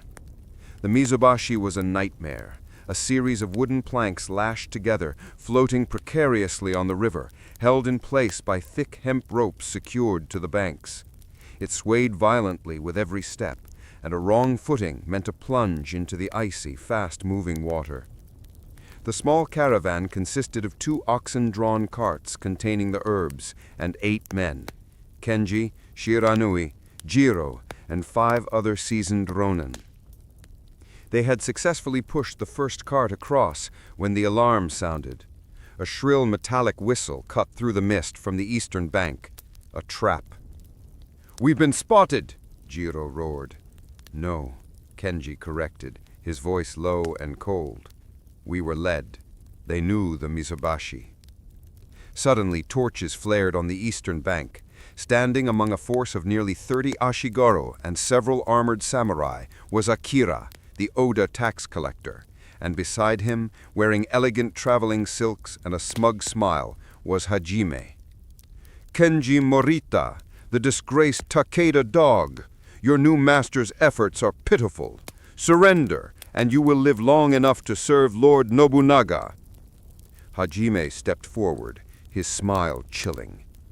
"It was quite a diversion, Ronin-san, but you should know, the Oda clan does not rely solely on brute force. We rely on knowledge and on the men who gather it. I thank you for consolidating all this excellent talent for us." Kenji looked across the river, his hand tightening around the kuroryu. The samurai and his own force were already drawing blades, their fear hardening into a grim resolve. "The carts go first," Kenji ordered. "Jiro, you and the 2 quickest men push the carts across, regardless of the fighting. Shiranui, take the remaining men and defend this bank." He didn't wait for a reply. He sprinted onto the bridge. The Oda force, recognizing their target, advanced, led by 3 armored samurai. They were armed with naginata, pole swords, designed to keep swordsmen at a distance. Kenji moved onto the swaying bridge, the kuroryu singing from its sheath. The Mizubashi became his personal stage for the Takeda's wind-water style. The first samurai lunged with the naginata. Kenji didn't attempt to parry the long pole. Instead, he dropped low, letting the blade skim over his helmet. The rapid weight shift caused the Mizubashi to plunge violently under his feet, throwing the advancing samurai slightly off balance. In that split second, he darted under the pole, closing the distance, and delivered a devastating kotegiri, wrist cut, that severed the tendons in the samurai's sword arm. The second samurai charged, his partner quickly following. Kenji spun, using the momentum of his opponent's charge and the bridge's own movement. He didn't engage them with direct cuts. Instead, he used his katana to repeatedly strike the ropes holding the bridge. Shing! The ropes frayed under the razor-sharp steel. Shing! Another strike. The whole Mizubashi began to groan, the planks separating. "The bridge is breaking!" shouted one of the Oda Ashigaru. Kenji faced the remaining 2 samurai. "You have fought for a lord who cares nothing for you, who rewards a snake like Hajime. I fight for the sick who need these herbs." With a final desperate burst of strength, he executed a powerful tuzuki against the last intact rope, severing it entirely. The Mizubashi collapsed into the frigid river with a deafening, splintering sound. The 2 Oda samurai, caught by surprise, plunged into the water, their heavy armor a death sentence. Kenji, standing on the last remaining plank attached to the western bank, looked across the widening gap. The majority of the Oda force was now isolated on the eastern side, facing the dark, dangerous water. Akira stared in disbelief. Hajime's smile had vanished, replaced with cold fury. "You may have saved your carts, Ronin, but you have only delayed your capture. Nobunaga will burn this land until he finds you." Kenji sheathed his katana, the sound a sharp period to the violent confrontation. "Let him search," he replied, his voice calm. "The river is our ally tonight. Now focus on your map reading, scholar. You'll need a better route home." He turned his back on the enemy, his heart pounding, not with fear, but with a fierce, necessary purpose. The carts were across, the mission was a success, and he had faced the ghost of his shame and found the courage to protect something fragile and real. The road to redemption was treacherous, but for the first time in years, Kenji Morita, the lost samurai, was moving forward. The successful defense of the Mizubashi crossing bought the village of the unburdened time, but Kenji knew it was a temporary reprieve. Hajime, the scholar spy, now knew their location and their strategy. The next Oda attack would be overwhelming and swift. Kageyoshi, assessing the situation, gathered Kenji and Shiranui. "We cannot stand and fight a full Oda siege. We are too few. We must move our people deeper into the mountains, a long, brutal journey to a safer hidden valley we prepared months ago." "And the supplies?" Kenji asked. "The herbs we saved, the rice we've stockpiled, we can't not leave them." "We will move them in small, highly guarded bursts, but we need a diversion, a ghost to haunt the Oda supply lines and draw their main forces away from our retreat." He looked at Kenji. "This task falls to you, Kenji. You are the high-value target. Your presence anywhere else will draw Nobunaga's attention like a lightning rod. You must move west toward the notorious lands of Iga province." Kenji's eyes narrowed. Iga, the birthplace of the Iga-ryu ninja, a lawless, decentralized region known for its fierce independence and utter disdain for samurai authority. It was a region Nobunaga loathed and had sworn to crush. "Iga is a viper's nest," Kenji observed. "Even Takeda's scouts avoided that region." "Precisely," Shiranui interjected, his voice dry. "It is the last place the Oda army will look for a conventional samurai. Iga's mountain paths and hidden valleys are traps to the uninitiated, but a fortress to a skilled tracker. You will be a fish in the mountain stream, drawing the wolves away from the fold."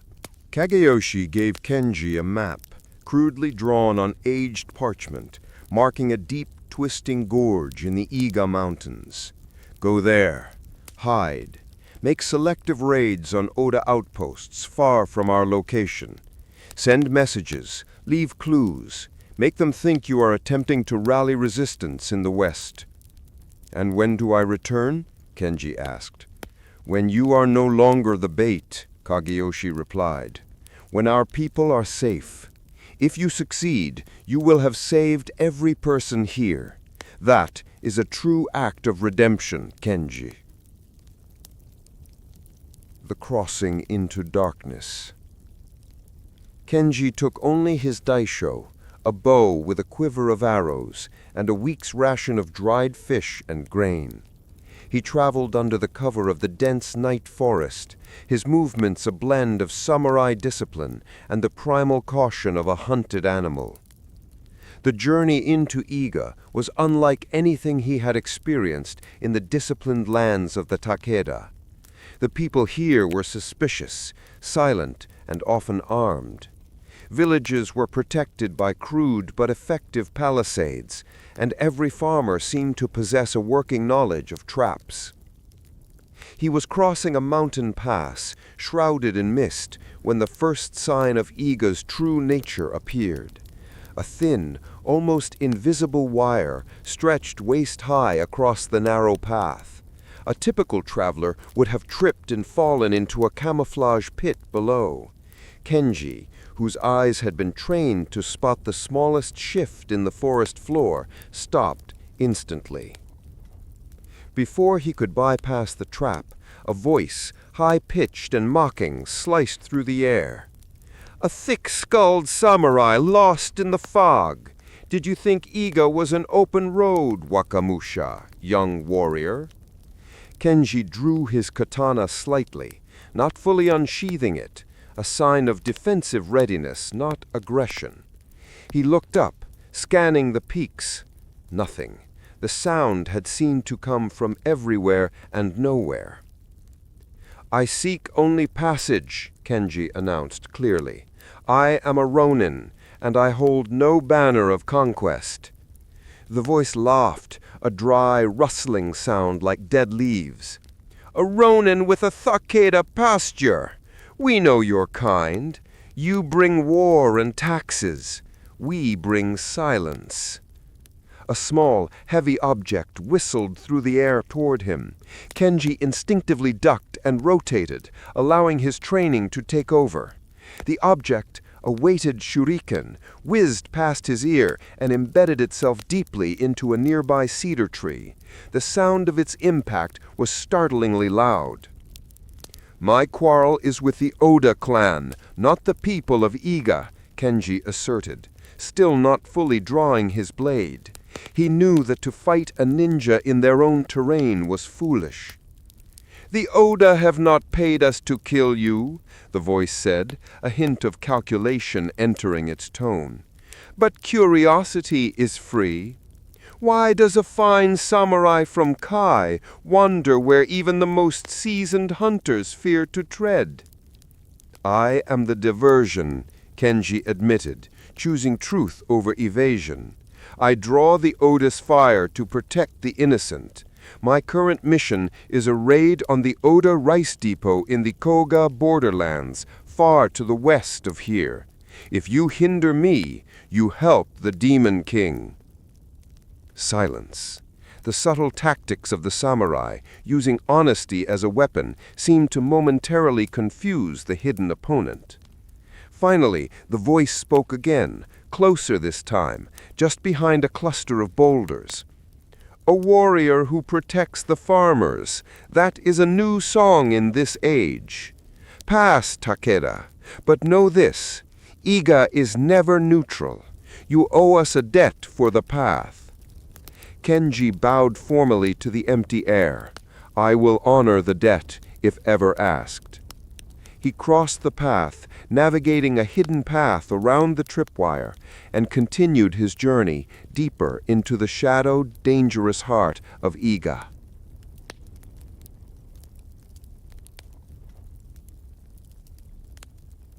The raid and the unforeseen ally. Kenji spent the next 3 days traversing the unforgiving Iga terrain, avoiding all human contact, until he reached the border with Koga province, where the Oda had established several fortified outposts. His target was a well-defended rice depot, a symbol of Oda control. On the third night, under a cold, clear sky, Kenji approached the depot. It was protected by a high wooden fence and 2 rotating guard patrols. It was not a target for a single man to assault directly. He found a secluded vantage point on a hill overlooking the post. He needed more than just a diversion. He needed to leave a clear, bloody sign that a dangerous, high-value samurai was operating in Nobunaga's backyard. He notched a specially tipped arrow onto his bow. He had smeared the tip with a highly flammable resin, a technique borrowed from the Takeda's siege warfare. He waited for the wind to shift. Twang! The arrow flew, a silent, deadly arc. It struck the thatched roof of the largest rice storage shed.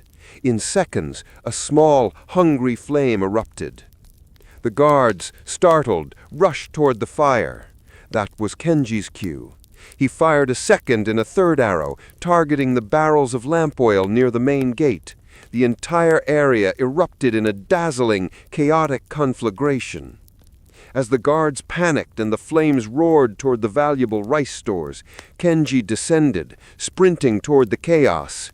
He didn't engage the full force. He attacked the outer guards with a burst of furious speed, cutting down 3 men with precise, fatal blows, deliberately leaving the bodies where they would be found.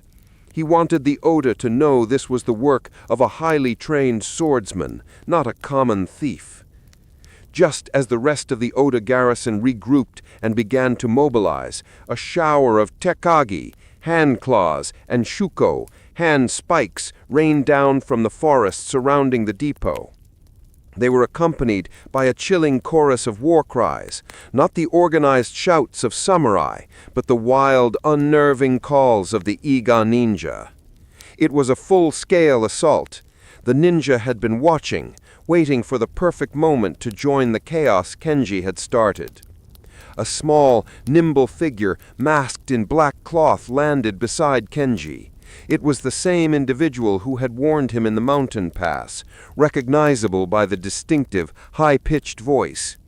"You brought the fire, Takeda. We bring the darkness. Consider this the payment of your debt. Now run. The main Oda force will be here by dawn." Kenji didn't argue. He fought alongside the ninja for a brutal, exhilarating minute, their movements a startling contrast. Kenji's grounded and powerful, the ninja's aerial and impossible. Together they cut a path through the disorganized Oda defense. "You have saved my life," Kenji called out to the ninja as they retreated into the thicket, the smell of burnt rice and blood heavy in the air. "No," the ninja countered, fading into the shadows. "You gave us the opportunity. In Iga, we don't save, we use. Now go. You have distracted the Demon King long enough."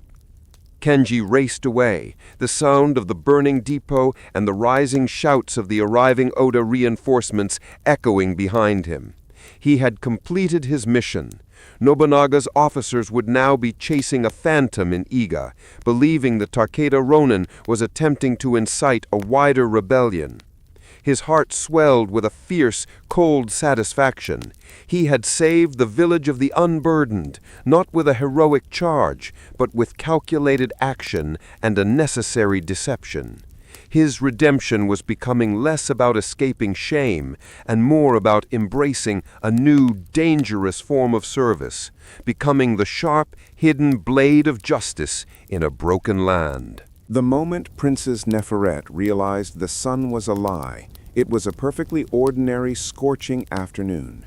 She was 19, draped in linen as white as fresh plaster, and attending the annual feast of the Sed with her father, the divine pharaoh Amenhotep IX. The air in the temple of Amun-Ra was thick with the smoke of frankincense and the rhythmic, hypnotic chant of the priests, a sound meant to reassure the populace that all was right with the two lands. Neferet, the pharaoh's eldest daughter, and a student of the royal archives, a scandalous curiosity for a woman, was perched on a gilded throne, feigning the regal serenity expected of her.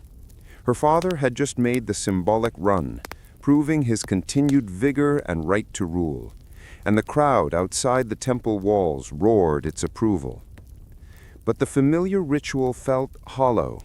For months, a tiny, venomous thought had been growing in the quiet, dusty corners of her mind, sparked by an inconsistency she'd found while translating an obscure Sumerian tablet in the royal library, a text her tutor had conveniently dismissed as foreign heresy. The thought was this: what if the gods were not divine? It was a question punishable by death, not just for the heretic, but for their whole family. Yet it pulsed within her like a hidden heart. All of Egypt's stability, its law, its very identity, rested on the absolute, unquestionable divinity of the pharaoh, who was the physical son of Ra. To question this was to unravel the fabric of reality itself. As the high priest Mentuemhat began the grand benediction, "May the sun god Ra, father of the pharaoh, continue to bless us," Neferet's gaze snagged on the massive 7-foot-tall granite obelisk that stood at the temple's center. It was perfectly aligned to catch the midday sun, its pyramidion, capped with electrum, meant to blaze with celestial light, symbolizing Ra's descending power. Today, however, a barely perceptible shimmering of something metallic and unnatural seemed to vibrate around the capstone. It wasn't the sun's natural reflection. It was something engineered, something cold. She excused herself from the ceremony, a fluttering fan held to her face, claiming a touch of the heat. Her mind raced with the heresy she had nurtured. The Sumerian text described a sky metal that could store the sun's energy, a technology lost to a prehistoric cataclysm. Could it be that this obelisk, and perhaps others like it across Egypt, were not merely religious symbols, but power conduits, devices used to create illusions of divine favor? That night, under a star-dusted sky that felt suddenly vast and terrifying, Neferet broke protocol. She slipped out of the royal residence in Memphis, dressed in the plain robes of a temple scribe, a knife hidden in her sash. Her destination was the family's secret Ka chamber beneath the residence, a sanctuary supposedly reserved for the pharaoh's spirit. The air in the subterranean passage was heavy with the scent of dried natron and ancient dust. She lit a single oil lamp, its light throwing long dancing shadows of the jackal-headed god Anubis on the walls. She knew the layout from scrolls that were never meant for her eyes, scrolls that detailed not just funerary rites, but the architectural keys to the royal compounds, knowledge intended only for the ruling pharaoh and his most trusted vizier. She reached the massive sealed door to the Ka chamber. Its locking mechanism was not a simple bolt, but a complex series of interconnected star chart tumblers, a lock that required more than brute force. It required a specific astronomical alignment. She worked quickly, her heart thudding a frantic rhythm against her ribs, aligning the canopy stars on the dial to the configuration she had memorized from the heretical Sumerian tablet. Click. The stone door, weighing several tons, groaned and slid inward, revealing not a sanctuary of the soul, but a chamber that seemed to belong to another world entirely. It was a room of gleaming basalt and unfamiliar polished metals. It was lit not by oil lamps or daylight, but by an unnatural cold blue light emanating from tall, cylindrical pillars. And in the center of the room, on a dais, sat a massive ornate chest of polished cedar, bound in heavy dark iron. As Neferet cautiously approached the chest, she felt a profound dread, not the fear of discovery, but the existential terror of a truth too large to comprehend. She put her trembling hands on the iron clasp and wrestled it open. Inside, nestled on a bed of faded papyrus scrolls, was not a funerary urn or a golden statue of a god, but two horrifying objects. The first was a scepter, not the one her father carried in public, which was gold and jade, but one made of that same strange blue-glowing metal, humming faintly. It was a tool, a remote control perhaps, for the engineering that powered the obelisks. The other object, the dark secret, was a small, dried, and utterly mundane piece of black wood resting on a scroll bearing her father's own meticulous royal seal. Neferet carefully unrolled the accompanying papyrus. The script was her father's private hand, a spidery, precise hieroglyphic diary entry. Her eyes scanned the text, and with every line, the foundation of her world crumbled into dust. The entry was dated 20 years prior, just after his ascension to the throne, and it detailed a chilling confession. The old stories are true. The said festival must be maintained. The deception must be absolute. The sky metal power we inherited from the first people ensures the stability of the Nile, yes, but it does more. It allows us to speak for the entity, the thing in the deep tomb, the true power of Kemet. It is not Ra, it is not Osiris. It is a creature that sleeps beneath the desert sands, and it demands its tribute. A sacrifice, not of an animal, but of a soul, every 20 years to ensure the next 2 decades of Pharaoh's rule. The gods are merely the names we give to a necessary, terrifying bargain. Tonight I perform the ritual. The black wood of the sacrifice is secured. May my son never have to know this burden. May the deception hold. A single frozen tear slipped down Neferet's cheek. The sacrifice, every 20 years. She had turned 19 a few months ago. Her younger brother, Prince Khafre, the heir apparent, would turn 20 next year. The gods were a lie. The pharaoh's divinity was a lie, and her family's absolute rule was maintained by a recurring, blood-soaked bargain with an ancient dark force. Neferet clutched the scepter and the scroll. The cool metal of the former contrasted with the brittle fragility of the latter. She was no longer just a princess, but the keeper of a truth that could tear Egypt apart. The choice was not merely of succession, but of salvation or revolution. She knew, with chilling certainty, that her father, for all his love, would kill her to keep this secret safe. She was now a heretic, a conspirator, and the only person standing between her brother's innocent life and the pharaoh's ultimate, horrifying secret. To defeat this ancient bargain, she would have to turn the very tools of the gods against the divine ruler. The scepter and the scholars. Neferet spent the remainder of the night in the royal archives, a sprawling subterranean complex beneath the main palace.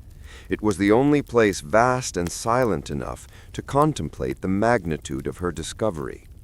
The black wood, a piece of ordinary petrified acacia, now terrifyingly significant, was wrapped in linen and tucked deep within her robes. The scepter of blue glowing unknown metal rested on a worn table, humming a low, almost imperceptible frequency that seemed to vibrate in her very bones. Her father's diary had provided the motive, the appeasement of the entity, and the time frame, less than a year before Prince Khafre's fatal 20th birthday. Now Neferet needed the mechanism. How did her family maintain this elaborate facade? How was the sky metal power controlled, and what exactly was its function beyond creating a dazzling light show? She realized the answer wasn't in the sacred texts, but in the most mundane, overlooked architectural blueprints. She unrolled the massive brittle scrolls detailing the layout of the Nile Valley power grid, a phrase never used, of course, but that's what it was. The obelisks, the temples, the great pyramids. The official story held that the pyramids were tombs for the Old Kingdom pharaohs, but Neferet's father's scribbled annotations, hidden in the margin of a plan for the Giza necropolis, told a different tale. He had sketched a schematic showing the 3 major pyramids aligned not to the stars of Orion's belt, the common belief, but to 3 submerged deep-water vents in the bedrock below. "They are resonators," she whispered, her voice husky in the silent chamber. "They pulled the Earth's energy, and the obelisks broadcast it." But broadcast what? Divine blessing, or something more insidious? She carefully examined the scepter. It was sleek, without obvious buttons or levers, yet its surface shimmered with complex, glowing patterns. To understand it, she needed help, someone whose loyalty was not to the pharaoh, but to truth. Her mind immediately went to Chaim Maset, the eccentric royal astronomer. He was considered a harmless fool by the court, often more interested in charting the wandering stars than in court politics. He was also the only scholar who had openly, albeit quietly, questioned the mathematical purity of the temple alignments, the astronomer and the heresy. Neferet found Khaem-Waset in his usual post, the highest terrace of the residence, surrounded by armillary spheres and stacks of mud bricks covered in astronomical calculations. The moment she showed him the scepter, his usual nervous twitch disappeared, replaced by an expression of profound, terrified recognition. "By Thoth, princess, where did you find this?" he gasped, his fingers tracing the humming metal. "It is a key, Khaem-Waset," I replied, keeping my voice low. "A key to a kingdom built on a lie. Tell me what it is, and I warn you, if you tell anyone, you will not only be executed, but the truth will die with you, and my brother will be sacrificed." The mention of the royal sacrifice, a secret he should not have known, made his eyes widen further. "The pharaoh? He told you the truth of the said ritual?" "He wrote it down. It seems my family's divine right is actually a protection racket for the entity. I need to know how this scepter works and how it relates to the pyramids." Khaem-Waset calmed himself, taking a deep, ragged breath. "Princess, the pyramids are not tombs. They are amplifiers. We were taught that the first people, the ones who truly knew the science of Kemet, built them. They harness the Earth's natural seismic energy and focus it, like a lens focuses light." He pointed to the scepter. "This is a harmonic tuner. It doesn't create energy, it directs it. We've always known that certain specific frequencies could affect human perception, but no one dared to explore it." Neferet felt a cold dread settle in her stomach. "You mean to say the blessing we feel during the said festival, the sense of absolute, divine rightness, is fabricated?" "Yes," Khaem-Waset confirmed, his voice barely a whisper. "The obelisks don't just broadcast sunlight. They broadcast a specific sonic frequency that induces a state of absolute, unquestioning loyalty in the populace. The pharaoh's divinity is a state of induced mass hypnosis, amplified through the pyramids and broadcast by the electrum-capped obelisks. It is the perfect, engineered tyranny." This explained the political inertia, the absolute lack of rebellion despite famines and heavy taxation. Egypt wasn't ruled by love or fear, but by a subtle, ongoing sonic conditioning. The looming threat. Their clandestine meeting was interrupted by a shadow falling over the terrace. Vizier Eri, the pharaoh's chief minister, and the undisputed second most powerful man in Egypt, stood at the doorway. Eri was a man whose smile never reached his eyes, a man who had served his family for 40 years and knew every secret passage and protocol. "Princess Neferet," Eri's voice was smooth as polished alabaster. "The pharaoh requests your presence immediately. He says he misses your wise counsel." The phrasing was subtly wrong. The pharaoh never requested, he commanded, and he never expressed vulnerability like missing counsel.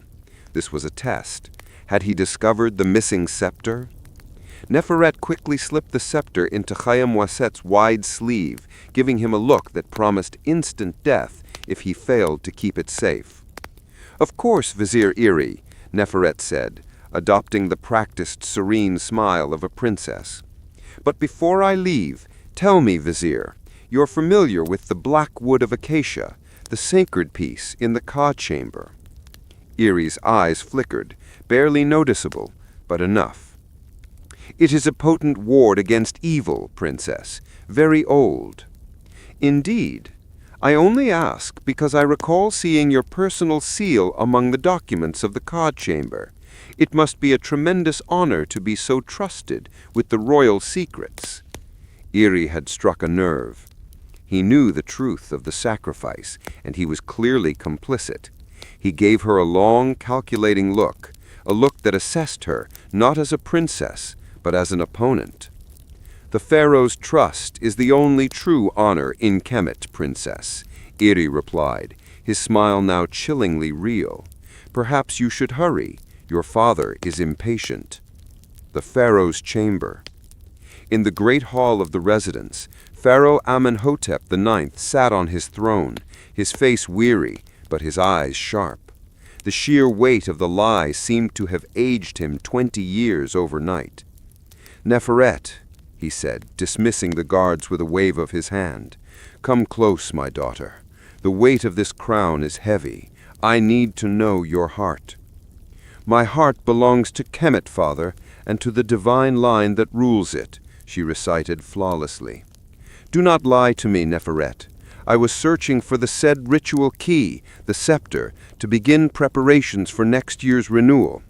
It is gone. He didn't ask if she took it. He stated it.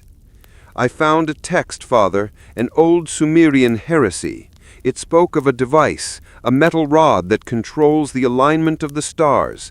I was studying it. The lie has protected us for millennia. Amenhotep's voice was harsh, but tinged with genuine fear. The cost of the entity's sleep is one life every 20 years. The cost of its waking is all of Egypt, fire, plague, and the swallowing of the Nile. You have no idea of the power you have disturbed. He rose, his regal mask finally slipping. I love Khafre. He is my son. But I am Pharaoh. I must choose between my son and my civilization. It is the same choice every pharaoh has made since the first dynasty. Give me the scepter. Let me perform the duty. No, father.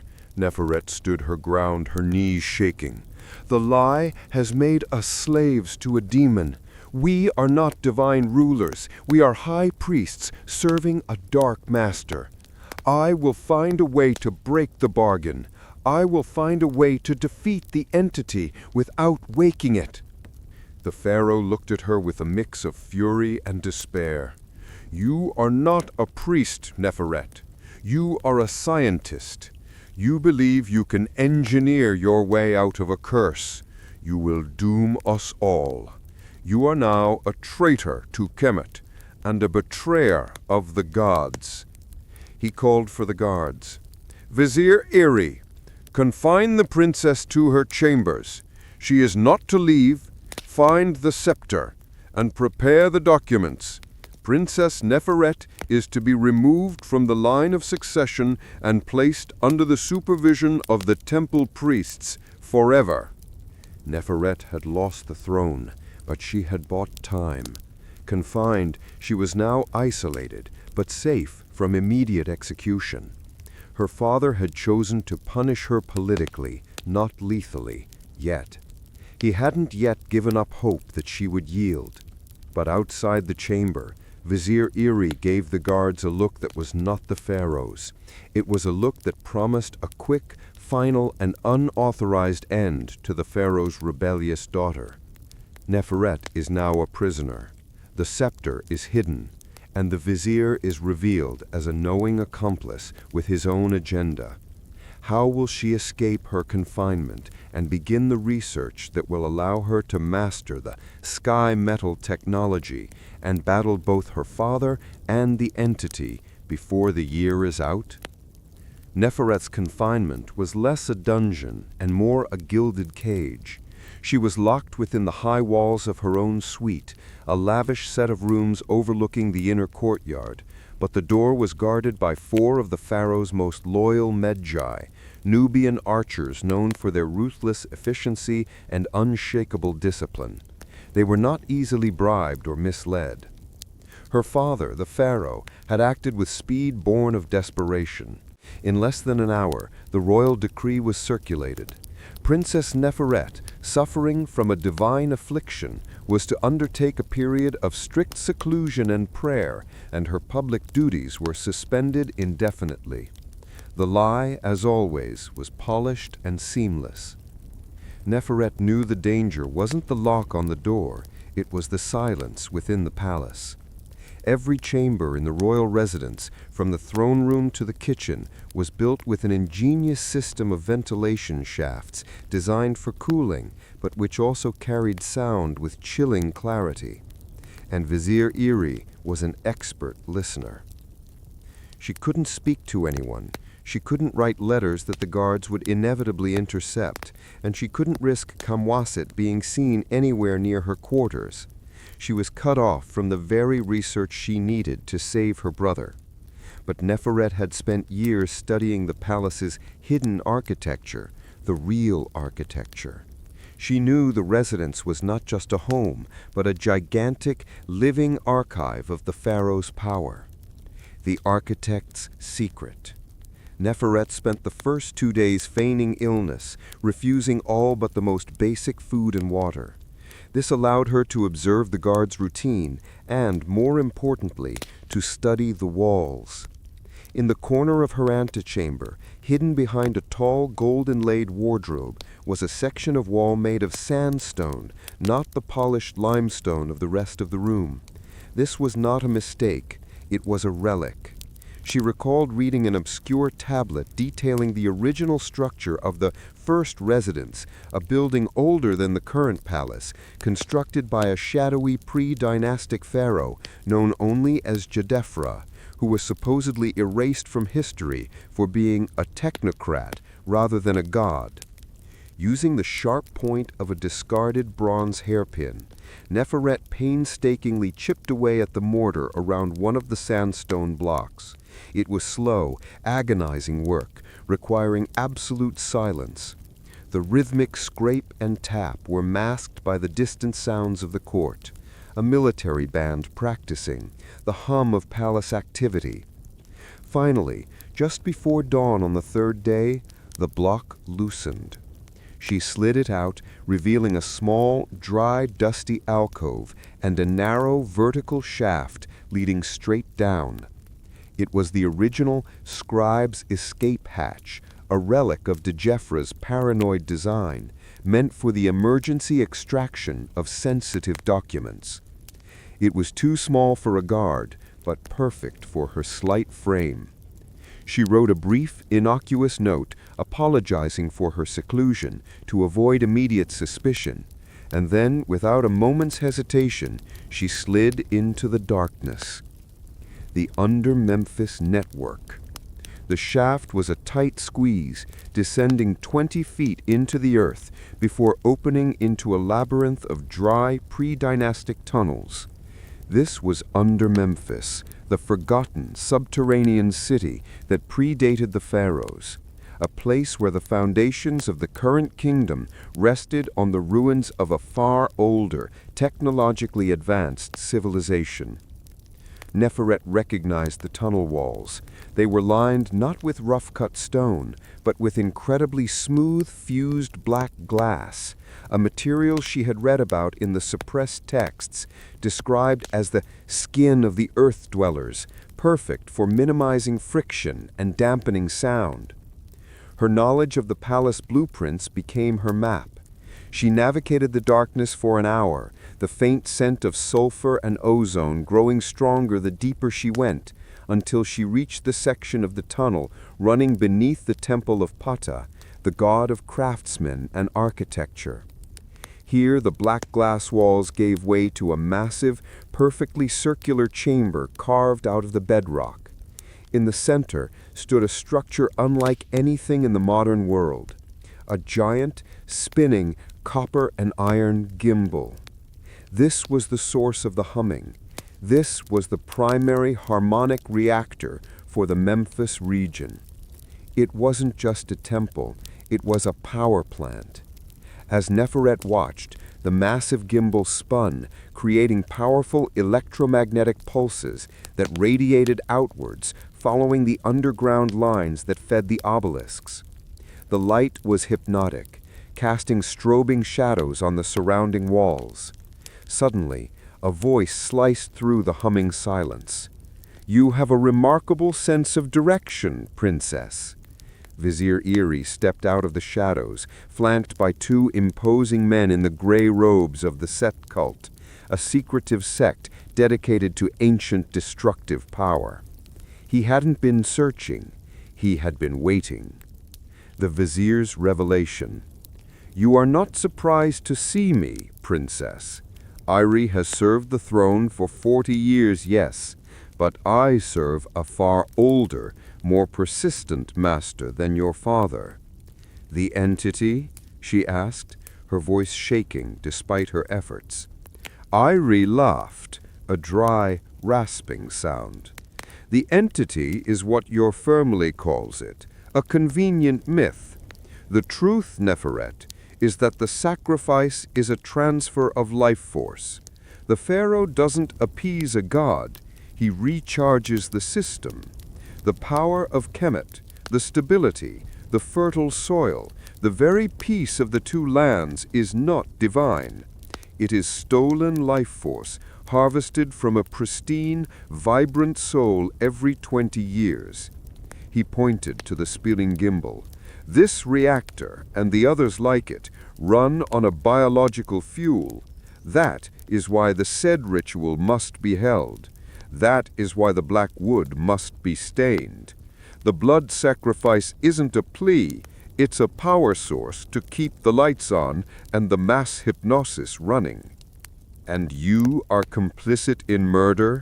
"I am complicit in survival," Iri countered, taking a step closer. "Your father is weak. He hates the bargain.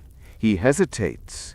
The current must flow, princess. The system must be fed. And when Khafre is sacrificed and the pharaoh dies of a broken heart, I will be the one to ensure the power transfer continues. The system is the true pharaoh." He gestured to the two men in gray robes. "The Med-J guards are loyal to the pharaoh. These men are loyal to the enduring system. They will take you to a special place, princess, a place where you can be studied, and your immense life force can be used to stabilize the reactor for the next century." Iri pulled a small silver whistle from his sash and blew a sharp metallic note. The two Set acolytes advanced, their eyes cold and empty. Neferet had been found out, trapped directly beneath the palace, and confronted with a far more terrifying truth. Her brother's death was not just a tribute, but a necessary act of energy maintenance for the entire kingdom.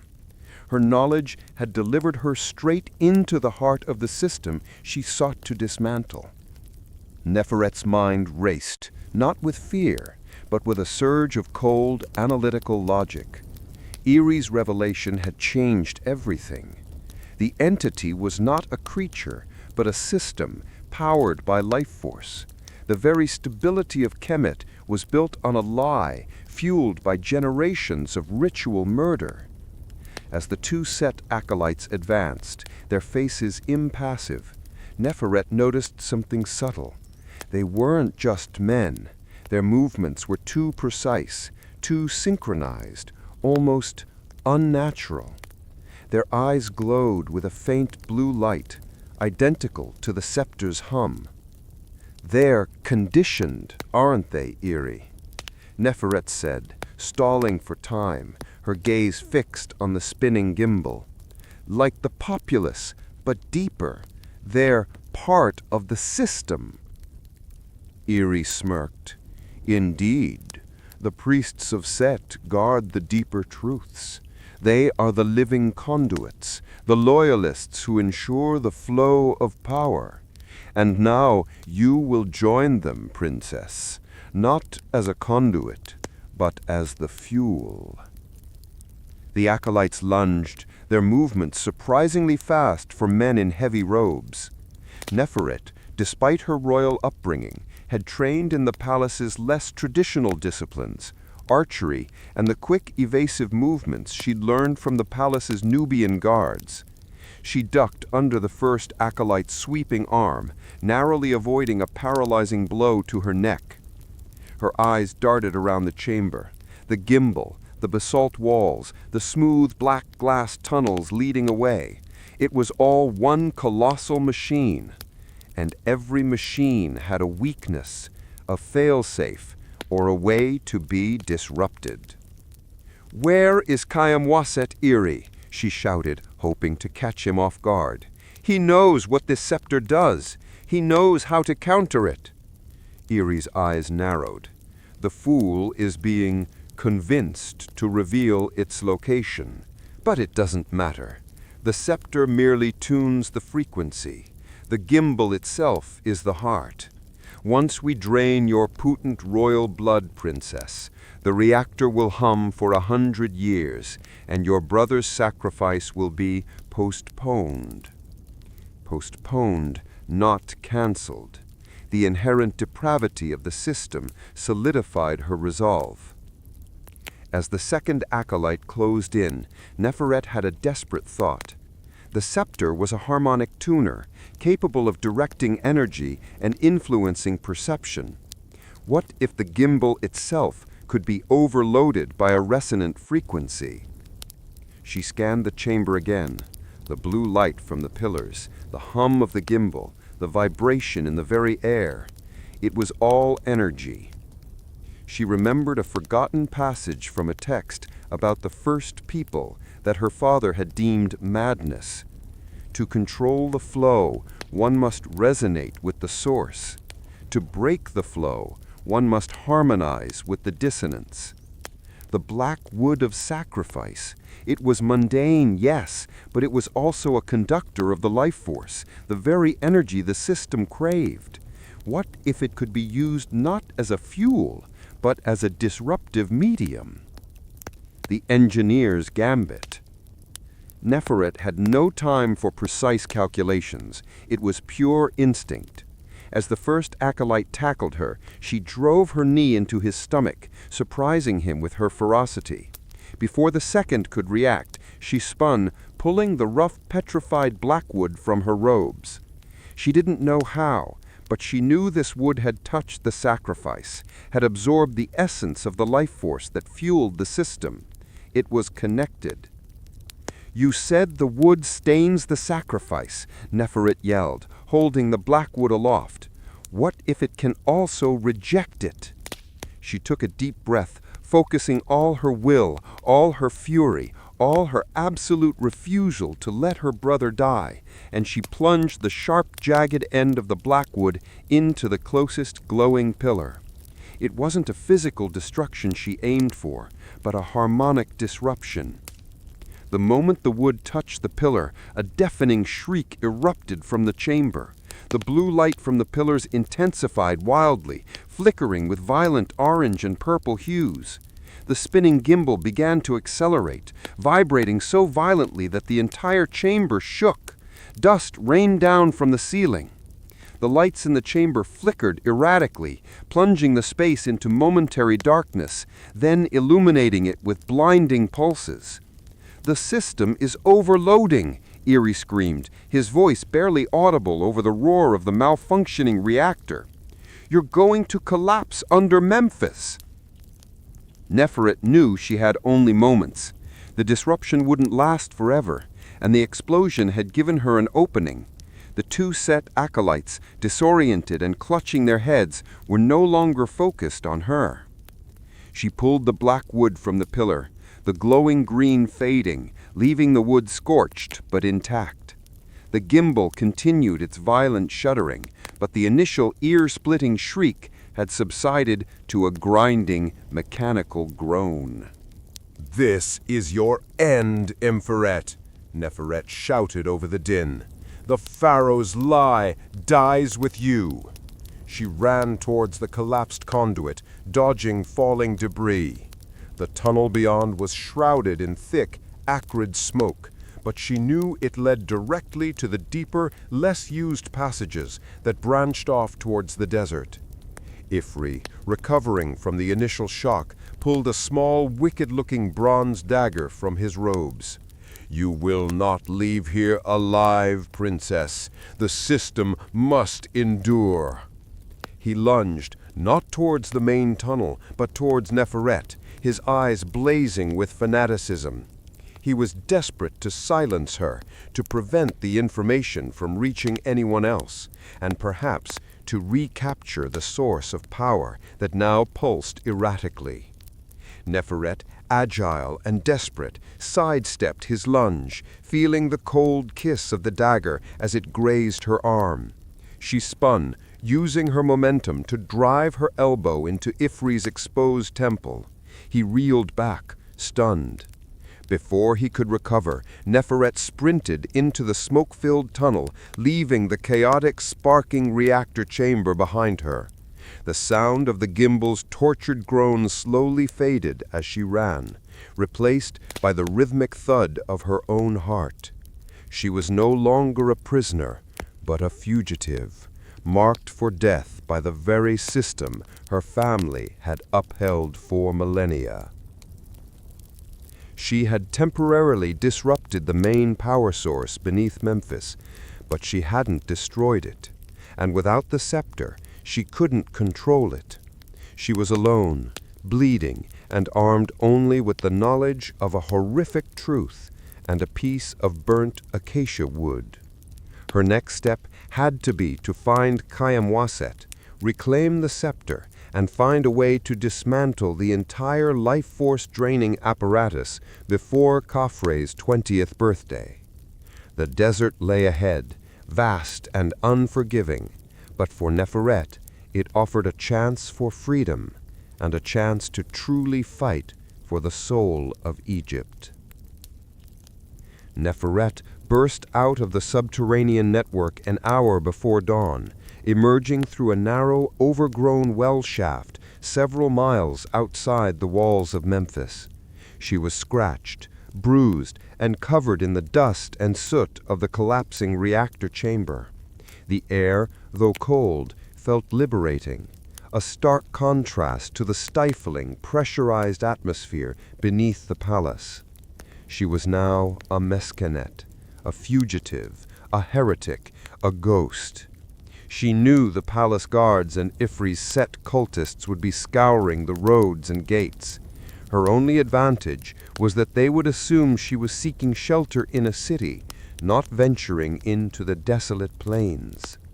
Her first priority was Kayamwaset and the scepter.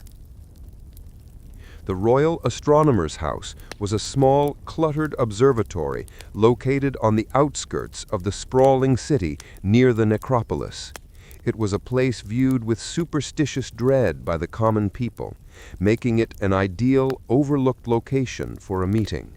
But approaching it directly was suicide.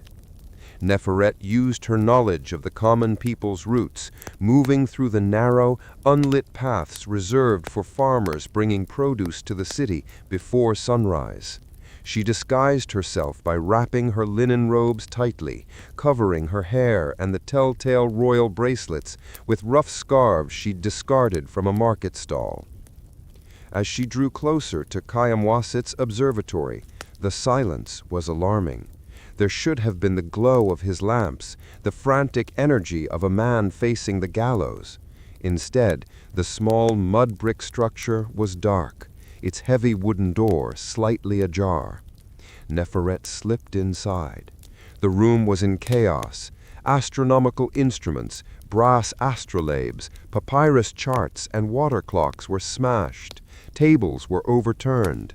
It was not the neat, efficient destruction of royal guards, but the frenzied violence of the Set cultists. Kayamwaset was gone. On the smashed table, Neferet found a message etched not with ink, but with a small, specialized brass stylus used for star charts, a stylus only Kayamwaset possessed. The message was a quick, sharp hieroglyphic symbol, the image of the god Thoth, knowledge, enclosed within a cartouche, protection, with a single crude sketch of a scorpion underneath. The message was clear. He was taken by Ifri's men, but he hid the scepter with the temple of Thoth.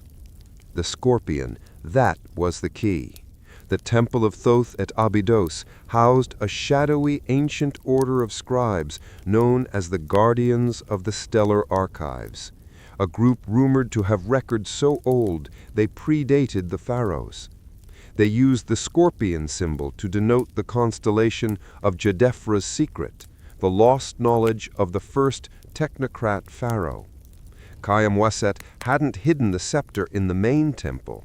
He had hidden it with the secretive sect of scholars who revered the true history of Kemet.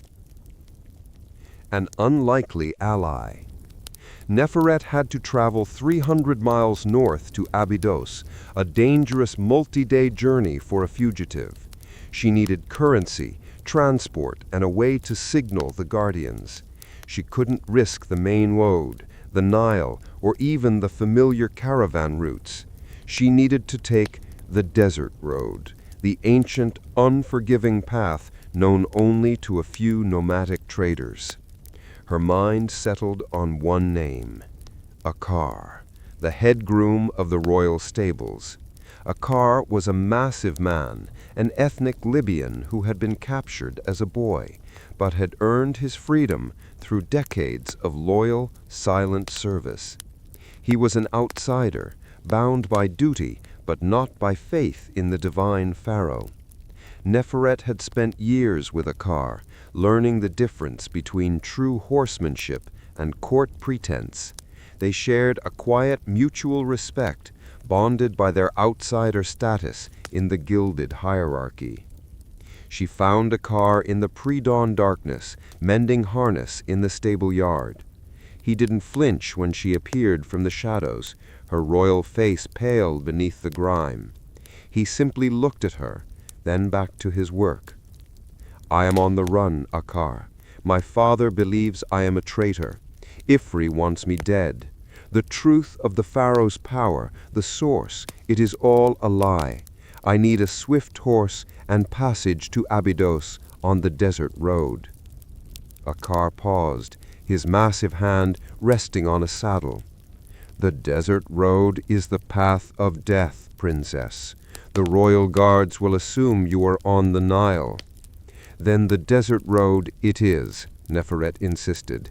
"My brother, Khafre, is to be sacrificed to fuel the lies. Ifri knows this, my father knows this. I will not let it happen." Akar looked into her eyes. He saw not a desperate princess, but the blazing conviction of a truth-seeker. He had seen too many sacrifices, too many quiet purges over the years to believe in the divine purity of the throne. He walked over to a dark stall, pulling out a magnificent desert-bred mare named Khafra, the appearing of Ra, known for her unmatched stamina. "Khafra will take you fast, princess, but the cost is high. You will owe me a favor. Not now, when you have destroyed the lies, and if you survive, you will owe Akar one favor, to be named later. It is the only way I can protect my family." "Done," Neferet agreed instantly. She knew Akar's favor wouldn't be for wealth, but for justice. He gave her a small purse of coins, 3 water skins, and a bag of dried dates. More importantly, he gave her a final, vital piece of information. The royal garrison at the Fayum Oasis uses a secret communication system. It's a series of aligned signal fires, not smoke, but colored flames. If Ifri knows you're on the desert road, he will use them to track you. Watch the colors. Black means no concern. White means royal distress. Red means kill on sight. Neferet nodded, absorbing the instruction. She mounted Khafra, her heart pounding a rhythm against the mare's strong flank. "Go, princess," Akar urged, slapping the horse's hindquarters. "The sun will be up soon. May Thoth guide your mind." Flight into the unknown. Neferet rode hard into the pre-dawn gloom, leaving the comforting scent of the Nile's fertile mud far behind.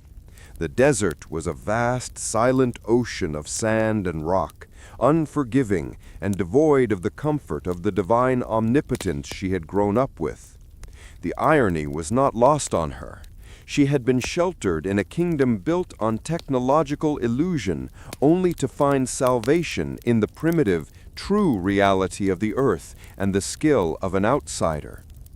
She rode for 12 relentless hours, pushing Khafra beyond a normal pace. As the second night descended, a single flickering light appeared on the far horizon, the Fayoum oasis. And then she saw it. A small, isolated tower on a ridge overlooking the oasis, and from its peak a flame blossomed. It wasn't black or white. It was a piercing, unmistakable red. Vizier Iri knew her path. His agents were ahead of her, likely setting up an ambush near the oasis, believing her exhausted and desperate for water. The red signal fire was a direct kill order, broadcast across the lonely, vast wilderness. Neferet jerked on the reins, turning Khafra away from the oasis and into the broken, rocky wilderness to the west, a terrible detour that would add days to her journey but keep her alive. She was now completely cut off, trusting only in the stamina of her horse and the vague hope that the guardians of the stellar archives would trust the coded plea of a fugitive princess. She was alone in the desert, hunted by the very kingdom she was trying to save, racing against time to reach a hidden temple and claim the key, the scepter, that would either destroy Egypt or set it free. The Shroud of Silence. Neferet rode for 3 brutal days, battling the desert's relentless hostility. She avoided the known wells and oases, surviving on the meager rations a car had provided and the sheer will of the mare, Khafra. The red signal fire at Fayoum had been a clear warning. Iri wasn't relying on mere patrols. He was using the ancient system of aligned communication towers, a remnant of the First Peoples Network, to hunt her. He was treating her as a technological threat, not a mere fugitive. She realized the desert was their chessboard, and she was the isolated pawn. Her only defense was speed and a relentless commitment to the most difficult path. The desert's hostility was, ironically, her best ally against the organized tyranny of the Nile Valley.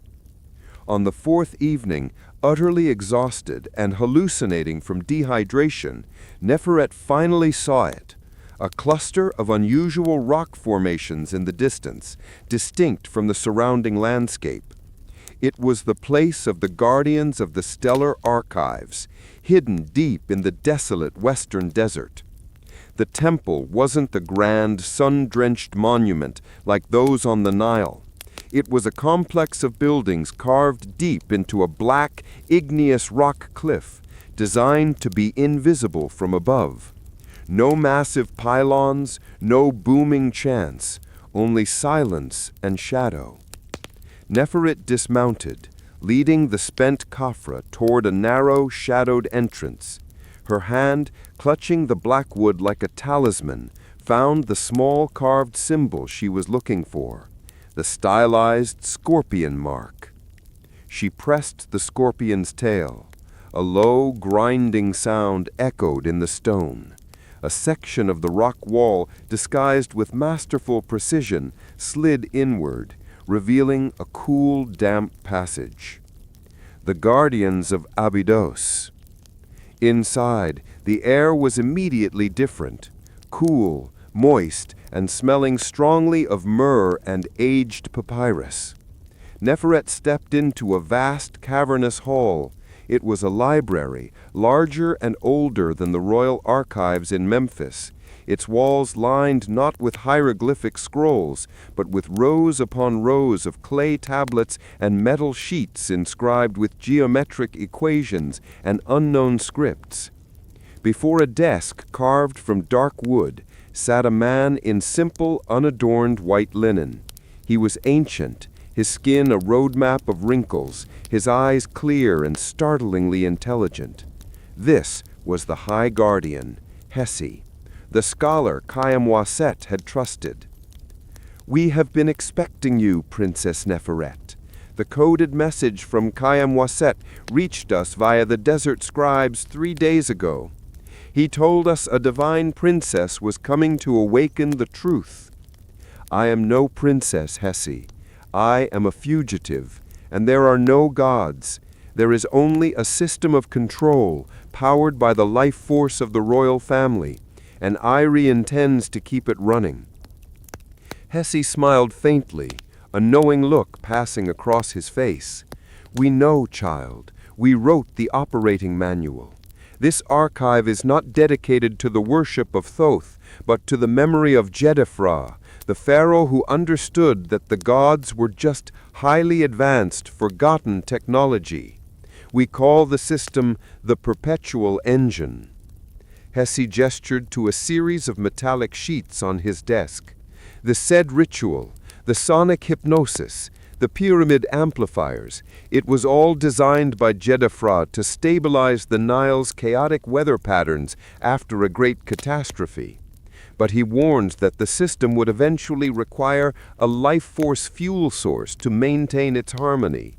He sealed the knowledge and gave the key, the harmonic tuner, to his loyal viziers, trusting them to find an ethical alternative before the first sacrifice. "They didn't," Neferet finished bitterly. "They chose power. They chose survival, which became power, and they made the ultimate mistake. They forgot the science and kept only the ritual. They became high priests to a machine." Reclaiming the scepter. "Where is the scepter, Hesi?" Neferet asked urgently. "In the place of its original design," Hesi said, walking over to a deep niche in the rock wall. He reached into the recess and pulled out the shining blue metal scepter. It hummed softly, and Neferet felt an immediate magnetic pull, a sense of innate understanding. Kamweset was brilliant, Hesi explained. He understood that the scepter is not just a tuner, it is a master key, the console to the entire perpetual engine.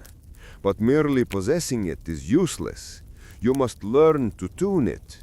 It operates on 4 different resonance frequencies. Hesi placed his hand on the scepter, and the glowing patterns on its surface shifted. He pointed to the patterns. The Ra frequency, green, used for the hypnotic induction of absolute loyalty and stability. This is the constant hum over the Nile Valley. Tune it higher, and the population becomes mindlessly devoted. Tune it lower, and they descend into anarchy. The Set frequency, red, the counter frequency. It causes massive destabilizing feedback in the power grid. You used its echo when you disrupted the Memphis reactor with the black wood. Using it fully would destroy the pyramids and collapse the entire system, but it would kill millions in the resulting chaos. The Ma'at frequency, gold. This is the control frequency. It allows for precise adjustments to the power flow, stabilizing the weather without the need for life force. It requires a calm, centered mind to operate. The Thoth frequency, blue-white. This is the true secret. It does not control the engine, but rather allows the user to interface with the engine's deep memory banks, the data of the first people. With this, you could find the master shutdown command. Neferet carefully took the scepter. The cold, humming metal felt like an extension of her own will. She was no longer just a princess. She was the architect of Kemet's destiny, armed with the tools of its hidden past. "Where is Kamweset?" Neferet asked, her voice grim. Hesi sighed, placing his hands together. Vizier Iri took him to the Great Pyramid of Khufu, the primary amplifier.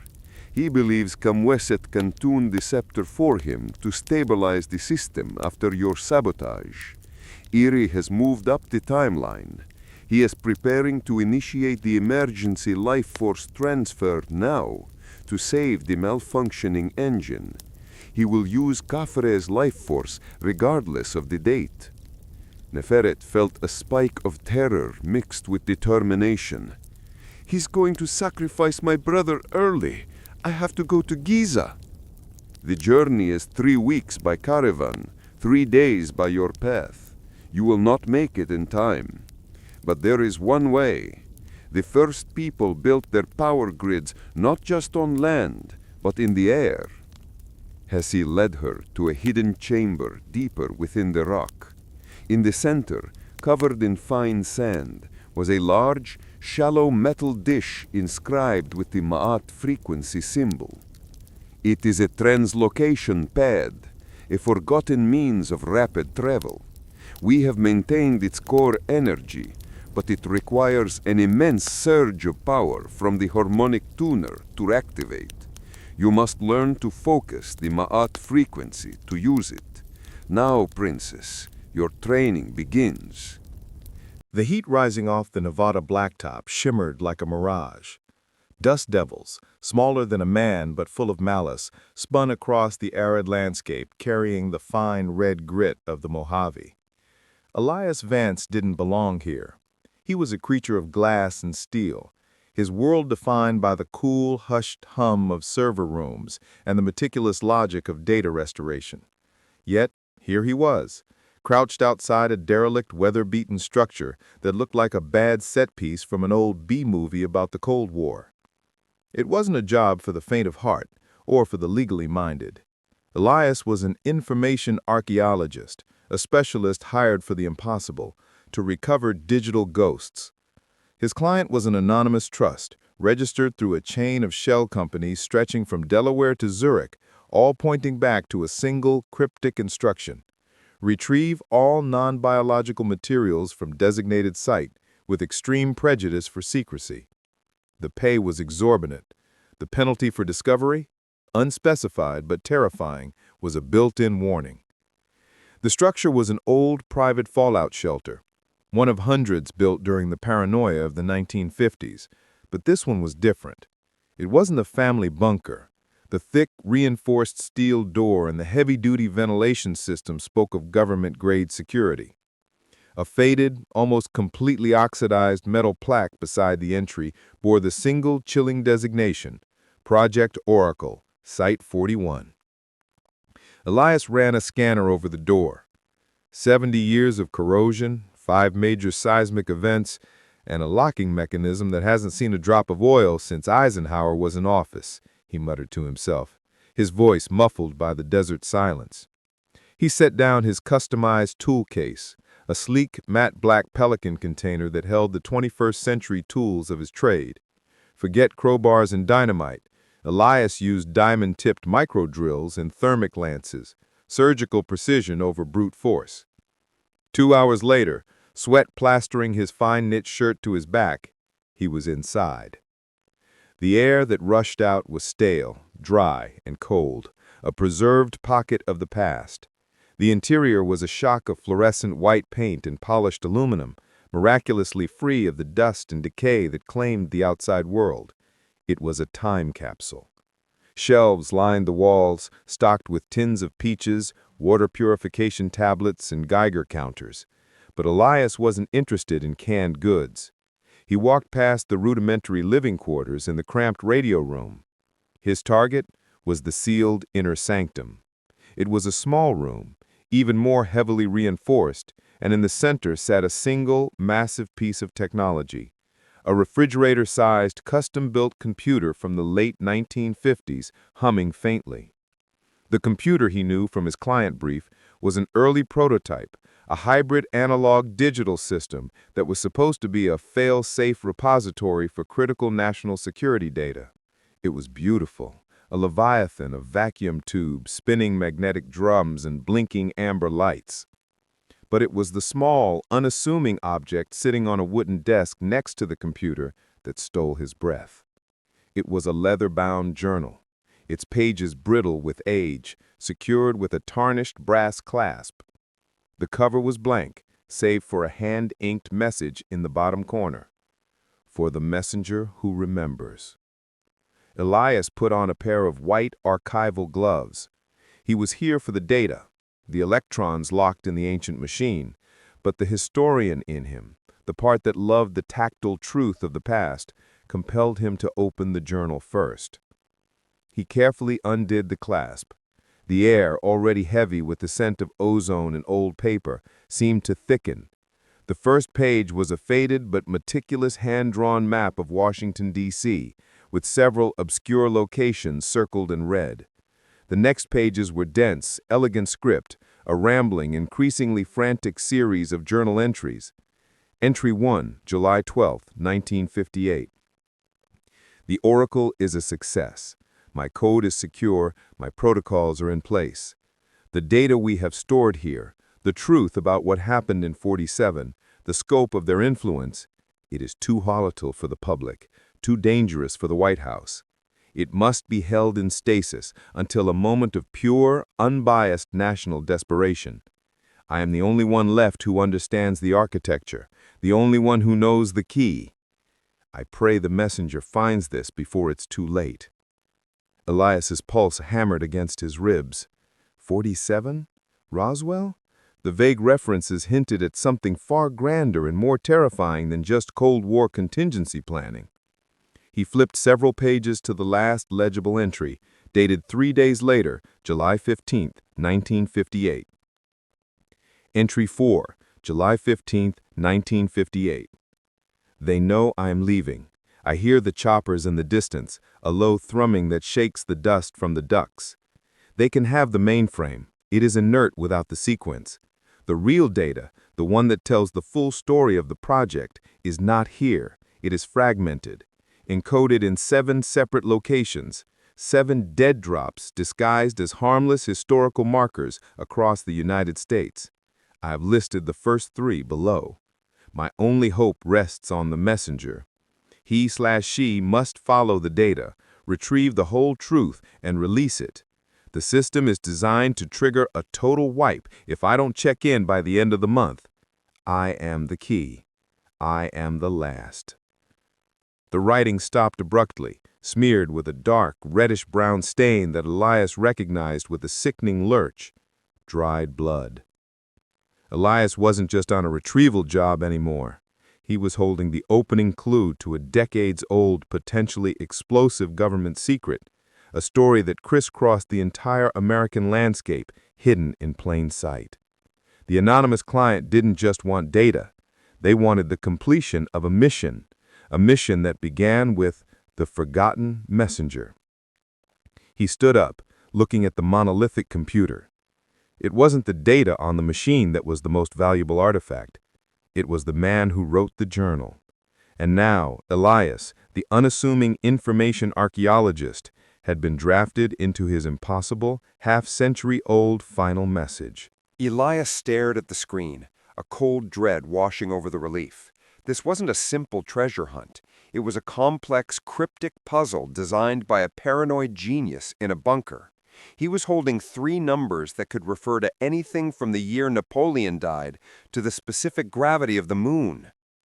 He packed up his gear, leaving the Oracle mainframe humming faintly again, exactly as he found it. The desert sun was setting, painting the sky in violent shades of orange and purple. Back in his unmarked rental SUV, parked miles away and disguised with a layer of fine dust, Elias opened his satellite data link, a powerful, military-grade connection masked as a rural internet antenna. He needed a place to think, a place where he could cross-reference obscure historical facts against a vast global database. He knew the perfect location, a forgotten, cash-only motel near the former mining town of Tonopah, Nevada, a place where anonymity was a currency. He drove for 3 hours through the empty Nevada night, the air conditioning struggling against the perpetual heat. With the journal on the passenger seat and the coded numbers flashing on his tablet, Elias began his deep dive. The journal's author, whom Elias mentally dubbed the architect, was meticulous. He wouldn't have used arbitrary numbers. Elias needed to find events, places, or dates in American history that precisely matched those numerical values. He ran searches, filtering for historical events tied to the numbers. 1814.15. Too precise for a date. It must be a measurement, or perhaps a currency figure. He tried land area. No. Casualty count. No. He tried distance. 1814.15 miles. Miles from where? He started cross-referencing significant historical landmarks in D.C. with the mileage. Frustration mounted. 1907.36. This felt like a year and a month. 1907, March 6th? Maybe. He searched major events in 1907. Panic of 1907. Opening of Ellis Island's new facilities. Nothing clicked. 1777.90. A definite pre-revolutionary date. 1777. September 1777. The Battle of Saratoga, perhaps? He searched historical markers tied to 1777. Still too broad. Elias leaned back, rubbing his temples.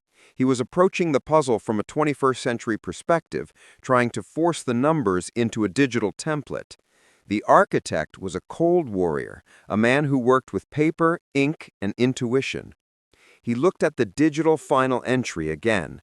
Must be aligned with the right historical context to yield the coordinates. He realized his mistake. The context had to be the same for all three numbers. They were part of a single, unified system. What if the numbers weren't quantities, but catalog numbers? Elias began a new set of searches, this time focusing on major, public-facing, yet largely unexamined historical archives in the United States. The Library of Congress, the National Archives, the Smithsonian Institution. He started with the Library of Congress, the LOC. The LOC had millions of entries cataloged by precise accession numbers. He keyed in the first number, LOC accession 1814.15. The search results snapped onto the screen, blindingly clear. A 1787 hand-drawn map of the original 13 colonies by cartographer Silas Marsh, detailing the proposed location for the new capital city on the Potomac River. Bingo. Context, early American cartography. He tried the second number, LOC accession 1907.36. Result, a 1907 blueprint of the Washington, D.C. Union Station complex, specifically detailing the sub-basement freight tunnels. He tried the third number, LOC accession 1777.90. Result, a 1777 receipt for the purchase of land from the Piscataway tribe by a colonial surveyor named John Vance. Elias froze. Vance. The last name was an unbelievably specific, highly improbable match. It could be coincidence, but in the context of a hidden data trail left by a man obsessed with secrecy, Elias knew it was a deliberate beacon. The architect's message was clear. The map is the blueprint. The tunnels are the path. The land receipt holds the coordinates. Elias pulled up the image of the 1777 land receipt. The bottom was stamped with the surveyor's seal and an obscure handwritten notation, the 41 degrees, 54 minutes, 12.6 arcseconds. This wasn't a coordinate. It was a specific latitude, a single line running across the country, crossing dozens of states, a vast invisible ribbon of land. Elias mapped a line, the 41st parallel, and cross-referenced it with the other two locations, the D.C. freight tunnels and Silas Marsh's early map. The coordinates weren't in D.C. They were at the intersection of a vast northern line and a very specific historical place connected to the architect's life. Elias had given the first three locations of the project's hidden data fragments, and the most shocking revelation was the simplest. The forgotten messenger was likely to be a direct descendant of the architect, a member of the Vance lineage.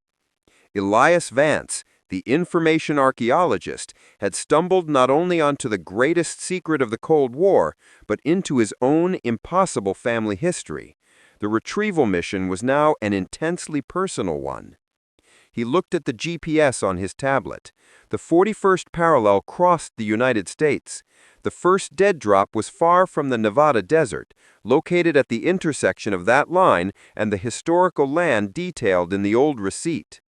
The target was a small, historically preserved town in Wyoming, near Cheyenne, an old surveyor's marker that had gone largely ignored for over a century, a place nobody would look twice at. Elias started the engine.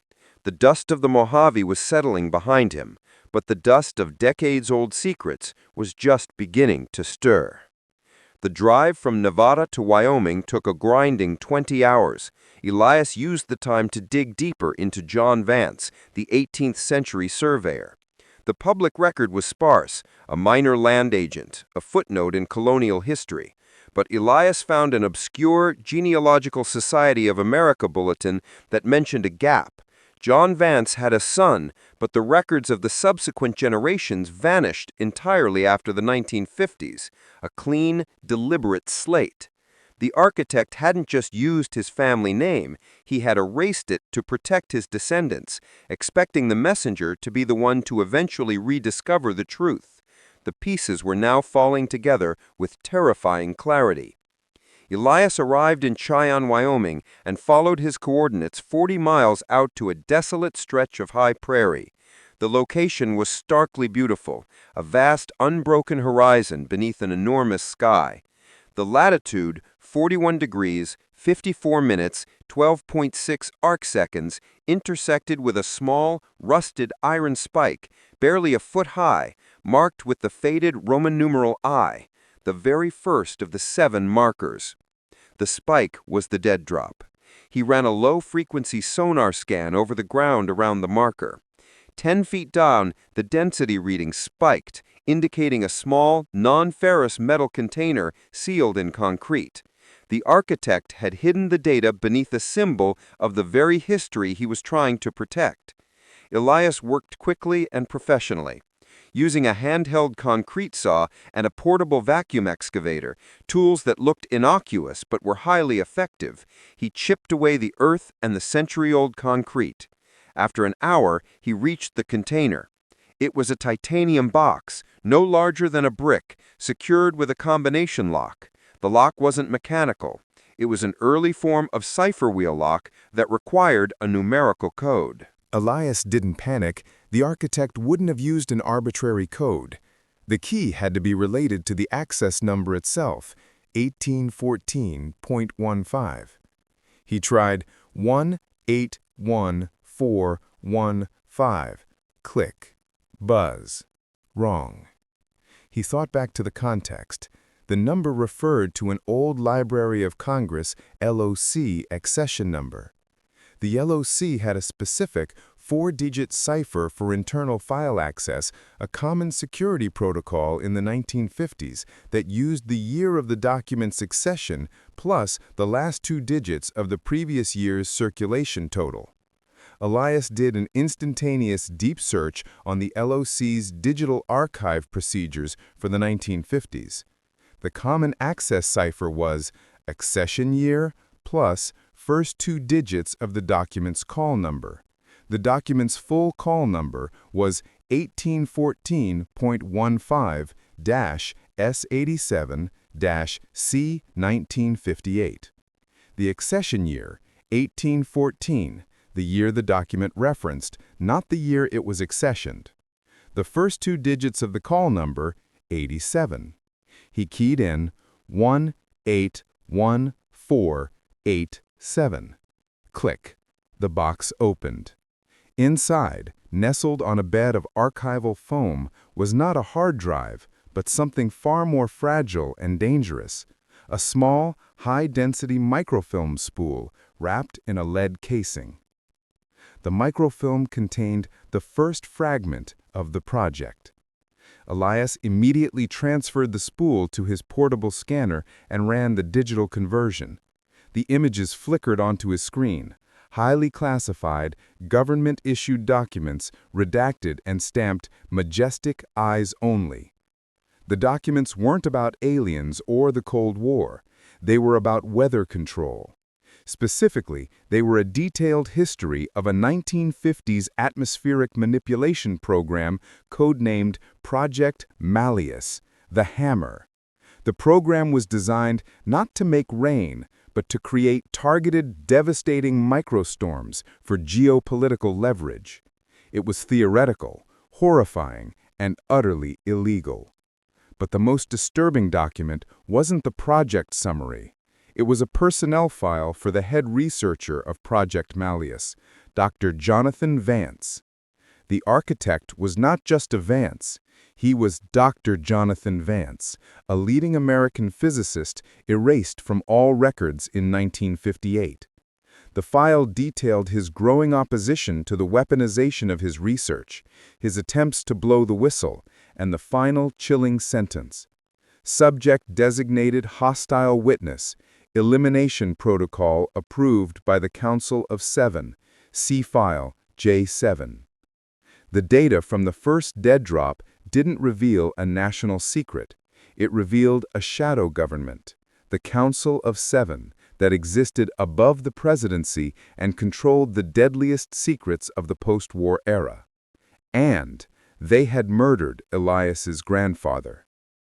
The microfilm also contained the key to the second dead drop, a cryptic message appended to the end of the personnel file.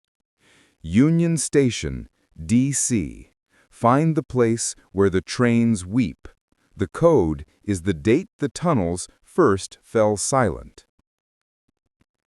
The second location was confirmed, the Union Station sub-basement freight tunnels in Washington, D.C., and the code was based on a date of historical silence. Elias had his next target, Washington, D.C., the heart of the beast that consumed his ancestor. He secured the titanium box, leaving the surveyor's mark intact, and pulled his SUV back onto the highway. The vast, empty landscape of Wyoming was now less a place of natural beauty and more a silent witness to a 70-year-old conspiracy. The pace changed immediately upon entering the eastern United States. The Nevada desert's emptiness had been replaced by the smothering anonymity of the urban sprawl. Elias checked into a discreet extended-stay hotel in Arlington, Virginia, close enough to D.C. for quick access, but across the river and away from the immediate scrutiny of Capitol Hill. His first task was to research the history of the Union Station freight tunnels. The second LOC accession number, 1907.36, referred to their blueprint. These tunnels were massive, subterranean arteries used for moving mail and freight underneath the station, but they had been decommissioned decades ago, sealed off, and mostly forgotten. Elias needed to find the date they first fell silent. He dove into digital archives of the Washington Post and the National Railway Historical Society. He filtered for Union Station, freight, and closure. The official closure date was 1986, but Dr. Vance was killed in 1958. Elias needed a date of a first silence, an earlier temporary one. He found it in a digitized microfilm of a small, local railway journal, the Great Mail Haul Halt of 1963. In 1963, a major labor strike by the Brotherhood of Maintenance of Way employees had crippled rail freight for 2 full months. The Union Station freight tunnels, which handled vast volumes of mail, were completely shut down and fell silent on August 15, 1963. The code was 08151963. The challenge was access. The tunnels were sealed by heavy, reinforced doors secured by the D.C. Metropolitan Transit Authority and heavily monitored by internal CCTV.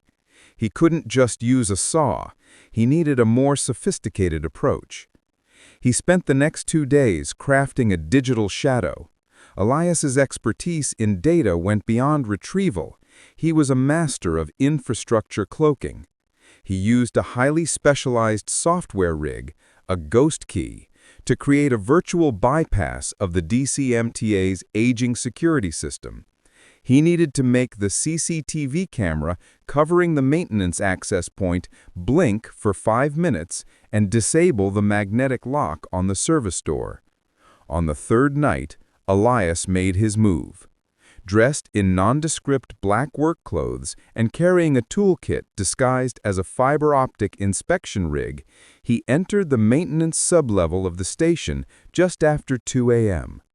The air in the sublevel was heavy with the smell of diesel, mold, and age.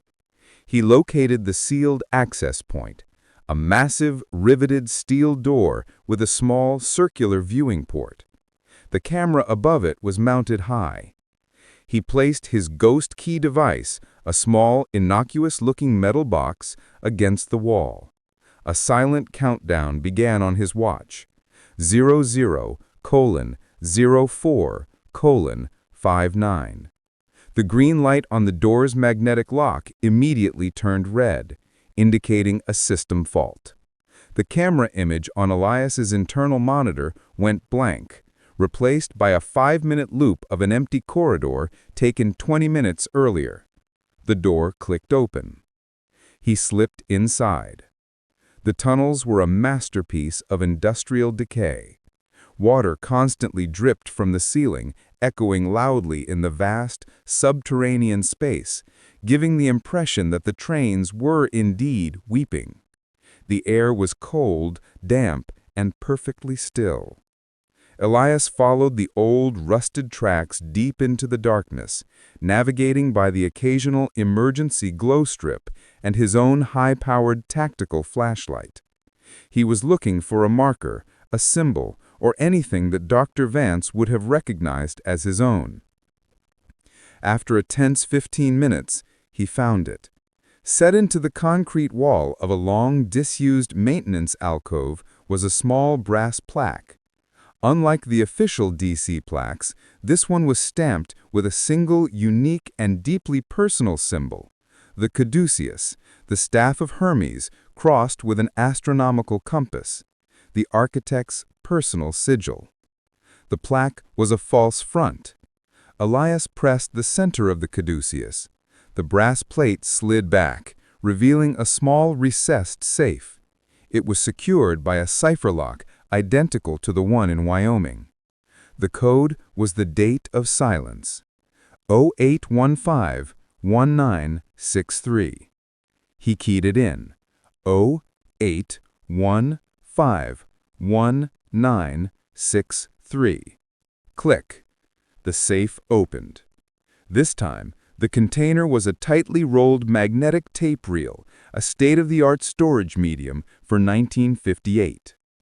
Elias rushed to his portable reader. The data was a single, immense file, the blueprint and personnel register for the Council of Seven. The document was staggering. It listed the 7 men and 1 woman who comprised the shadow government. 2 senators, the head of a major oil conglomerate, a retired CIA director, a prominent theologian, a Supreme Court justice, and a high-ranking military official. The list detailed their current positions, their aliases, and their connections to Project Malleus. They weren't merely hiding a project. They were using the threat of environmental catastrophe to manipulate global markets and political elections. The architect had managed to identify every single one of them. Elias took a deep, shaky breath. He had the names of the most powerful people in America, all of whom were complicit in his grandfather's murder and the exploitation of his research. The data reel also contained the key to the 3rd dead drop. It was a single encrypted line of text at the bottom of the register. The 3rd path is to the Father of Liberty. Seek the silent bell in the place where the Union was founded. Code is the exact moment the tide turned. The Father of Liberty pointed to Philadelphia, Pennsylvania, the birthplace of the nation. The silent bell was a clear reference to the Liberty Bell, and the place where the Union was founded was Independence Hall. The third accession number, 1777.90, referred to a land receipt. The context of the third location was becoming clear, a historical marker in Philadelphia tied to the Revolutionary War. Elias secured the tape reel, slid the brass plaque back into place, and sealed the access door. The camera blinked back to life. The magnetic lock snapped shut. The virtual 5-minute loop was erased. He was in and out in less than an hour, the tunnel's weeping echoes fading behind him. He had 2/3 of the conspiracy's core data, and the final puzzle piece of the first sequence was in Philadelphia, waiting at the site of the nation's founding, protected by a code that would recall the turning point of the revolution. Elias landed in Philadelphia and immediately felt the weight of history. The city was a monument to the very ideals his grandfather's murderers were undermining. He headed straight to the Independence Hall area. The 1777.90 LOC accession referred to the land receipt by the surveyor John Vance, a document from the Revolutionary era. The third dead drop had to be related to that period. He focused on the final clue. Code is the exact moment the tide turned. In the context of 1777, the tide-turning moment was the Battle of Saratoga, the decisive American victory that secured French support and ensured the eventual success of the Revolution. The battle ended on October 17, 1777. But the clue said the exact moment. The battle was long. Elias needed a specific time. He delved into military history archives, specifically personal journals and dispatches from the Battle of Saratoga. He found a document, a field journal belonging to General Horatio Gates, where the general had scrawled a note about the official end of the British surrender negotiations. The journal entry read, "Final signing of the Articles of Convention completed this day under the most brilliant sun at 10:45 a.m." The code was 1017-1777-1045, a 12-digit code referencing the full date and time. The location? Seek the Silent Bell. Elias walked the grounds around the Liberty Bell. It was displayed prominently in the pavilion, silent, cracked, and iconic. But the original clue mentioned a silent bell in the place where the Union was founded, the old bell tower of Independence Hall itself. He went to the old courtyard. The tower was locked down, but a small, unassuming Revolutionary War-era cannon sat on display in the garden, a historical marker largely ignored by tourists. He ran his high-frequency scanner over the cannon. The metal was dense, old, and full of historical artifacts, but a reading from the cannon's muzzle showed a small, highly dense metal capsule embedded in the ancient brass. The architect had cleverly hidden the third piece of data inside an artifact of American defense, a silent weapon overlooking the birthplace of liberty. Elias returned late that night, dressed as a maintenance worker for a major utility company. A high-visibility vest and a hard hat were his best cloaks. He used a precise, low-impact sonic chisel to vibrate the capsule loose from the brass of the cannon's muzzle. It took 20 tense minutes, but the capsule, a small, polished brass cylinder, popped out cleanly. The final cipher lock, 1017-1777-1045. The cylinder opened to reveal a small, tightly wound paper scroll. This was the analog data Dr. Vance had mentioned. It was the original final manuscript he wrote before fleeing the Nevada bunker. The manuscript detailed the 7 fragments of the project and their purpose: to create an irrefutable chain of evidence that would lead to the prosecution of the Council of Seven. But the most crucial information was the revelation of the final 4 coordinates. Fragment 4, the power. The code is the year the South went dark. The location is a decommissioned power plant in Tennessee, near the Appalachian Trail. Fragment 5, the creed. The code is the exact word count of the Second Amendment. The location is a Masonic temple in Boston, Massachusetts. Fragment 6, the wealth. The code is the decimal value of the Dow's great crash on Black Tuesday. The location is a private vault beneath the Federal Reserve Bank in New York City. Fragment 7, the messenger. The final piece is not data. It is the location of Dr. Vance's final resting place, the only proof of his fate. The location is an unmarked grave in a national cemetery in San Francisco, California. The code is the total number of U.S. presidents who have died in office. The first sequence was complete. Elias had confirmed the conspiracy, identified the council, and now had the blueprint for the remaining 4 pieces of the puzzle. He also found a final, heart-wrenching message scrawled on the paper scroll, distinct from the codes. My son, if you have found this, you are the messenger. You must finish this work. But know this, I didn't just hide evidence. I hid the counter-program within the fragments. The council must be stopped, but my work, Project Malleus, must also be neutralized. The storm is coming, messenger. Find the final piece, or the weapon will fall into the wrong hands forever. Elias Vance, the information archaeologist, now understood his destiny.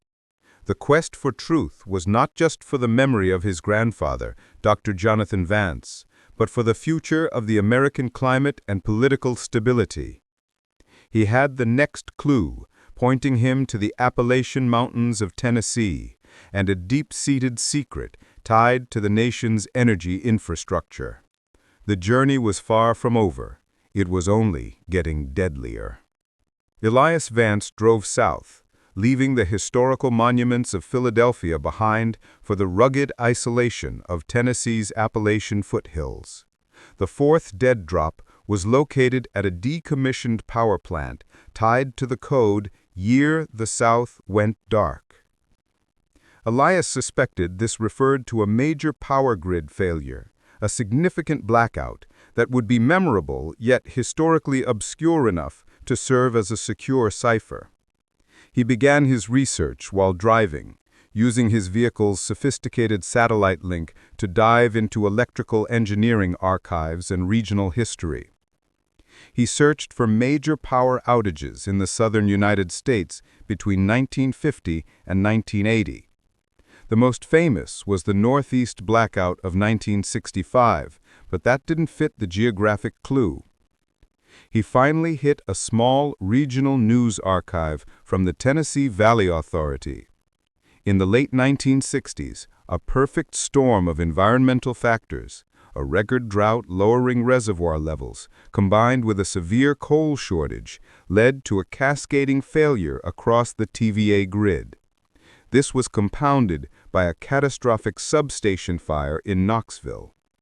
The outage was not a single moment, but a period of rolling blackouts and mandatory industrial shutdowns that crippled the region's manufacturing output. The peak, the moment the financial and industrial South truly went dark, was documented in a confidential TVA report Elias managed to hack: the 1969 winter power crisis. The key date was the day the TVA declared a state of emergency, mandating the most severe power cuts: December 1, 1969. The code was 12011969. The location was a defunct power plant deep in the mountains, precisely at the coordinates supplied by the numerical value 1814.15, the original LOC map number, now confirmed to refer to the 41st parallel's historical context, not the latitude itself. Overlaid with the highest density of the 1969 crisis zone. He found the coordinates, an abandoned hydroelectric dam and coal-fired station on the banks of the Hiwassee River. The power plant was a fortress of rust and overgrown kudzu, a monument to the industrial past. Elias surveyed the site from a small drone, noting the surveillance cameras were non-functional, but the perimeter fence was formidable. He bypassed the fence near the riverbank, using a narrow, dried-up drainage culvert that ran beneath the concrete foundations. Inside, the plant was a labyrinth of echoing turbine halls and darkened control rooms. He located the old main switching station, the massive console where the TVA operator would have enacted the shutdown orders in 1969. Behind the console was a heavy, blast-proof door, with the insignia of the U.S. Army Corps of Engineers stamped on it. This wasn't a normal power plant feature. He ran his scanner. Hidden behind the door was a small, sealed utility room, and inside, the telltale signal of a shielded container. The lock was another cipher panel. He entered the code, 12011969. Click. The door slid open, revealing a tiny, sterile room. Inside, bolted to a steel table, was a sophisticated, hermetically sealed container. The container held the fourth fragment, a collection of classified satellite imagery and meteorological data from 1959 to 1969. The data wasn't just proof of Project Malleus, the weather control program. It was proof of its unintended consequences. Dr. Vance's research, designed to create localized microstorms, had been used recklessly by the Council of Seven, resulting in far-reaching chaotic shifts in the eastern seaboard's climate, including, Elias realized with a jolt of horror, contributing directly to the very drought and power crisis that provided the code. Project Malleus wasn't just about storms, it was about climate destabilization. The ultimate goal of the Council of Seven was to control resources, water, agriculture, and power by introducing controlled chaos. The Council of Seven wasn't just a political cabal, they were environmental terrorists. The satellite images, when processed, showed clear, unnatural patterns in cloud formations over the Gulf of Mexico, deliberately steered by atmospheric ionization efforts. They weren't just creating microstorms, they were redirecting weather systems. The fourth fragment also contained the key to the fifth dead drop, a cryptic couplet in the margin of a meteorological map. Where the first light of freedom shone, find the words count. The architect's key hides in the stone of the first craft. The first light of freedom was Boston, Massachusetts. The words count pointed to the Second Amendment clue. The first craft referred to the Masons and their founding architecture. The destination was confirmed, a Masonic temple in Boston. Elias sealed the container, leaving the power plant exactly as he found it. The shadows of the Appalachian Mountains seemed to grow colder as he realized the true scale of the conspiracy. He wasn't just exposing a past crime. He was exposing the ongoing mechanism of climate manipulation that was still shaping the modern world. Elias flew commercially to Boston, shedding his rural demeanor for the crisp anonymity of a finance professional. The fifth target was a Masonic temple, a place rooted in deep secrecy and tradition, a perfect hiding spot for the architect. The code was the exact word count of the Second Amendment to the U.S. Constitution. Elias ran a quick search. The official, ratified text, including the preamble, reads, "A well-regulated militia, being necessary to the security of a free state, the right of the people to keep and bear arms shall not be infringed." The count, 31 words. The code was 0000031. Elias standardized all codes to 10 digits for the lock. The location? the largest and oldest active Masonic temple in Boston, a grand granite structure near the Common. Gaining access to a secure private temple was his most challenging task yet. He couldn't hack his way in. He needed a social path. He spent a day studying the temple's public records, noting the annual Founders' Day Gala, a black-tie event for major contributors and local dignitaries. This was his window. Elias fabricated a persona, Dr. Aaron Caldwell, a wealthy philanthropist and historian from the University of Virginia, claiming a specific, deep interest in the temple's Revolutionary War-era archives, a connection to John Vance's LOC accession document. Using his contacts from the anonymous Swiss trust, who clearly possessed massive resources, Elias secured a verifiable but discreet last-minute ticket to the gala. He even managed to get a brief private audience with the Grand Master under the guise of discussing a potential large donation. The night of the gala, Elias, impeccably dressed, moved through the ornate halls, his focus razor-sharp. He located the archives room on the 3rd floor, a hollowed space filled with centuries of documents and artifacts. The Grand Master had mentioned that the archives were protected by a century-old, low-tech security system of interlocking copper wires and pressure plates, easily defeatable but noticeable if triggered. During a long-winded toast, Elias slipped away. Using a custom-built electromagnetic dampener, he temporarily neutralized the low-voltage security field around the archive's door and silently picked the historical pin-tumbler lock. Inside, the air was thick with the scent of leather and age. He went directly to the central pedestal, which held a large first-edition Bible, the Great Book of Constitutions. He ran his scanner over the stone pedestal. The signal was weak, but definitely there. A small concealed compartment in the base. The lock was built into the bronze base plate, disguised as a decorative crest. He keyed in the code, 000-00031. Click. The compartment slid open. The 5th fragment was a small gold-plated digital storage device, a microchip, a technology far ahead of 1958. The data on the chip was devastating. The complete financial ledger of the Council of Seven from 1958 to the present day. This fragment detailed the monetization of Project Malleus, how the Council used insider information on weather patterns to manipulate commodity futures, insurance markets, and political stability, generating a secret multi-trillion-dollar war chest, the wealth of a shadow empire. Elias saw names he recognized from American public life, captains of industry, politicians, media moguls, all tied to the blood money generated by climate chaos. The ledger included a final, chilling appendix, the location and code for the 6th dead drop. It wasn't a poem or a note, but a cryptocurrency wallet address written in a 1950s cipher.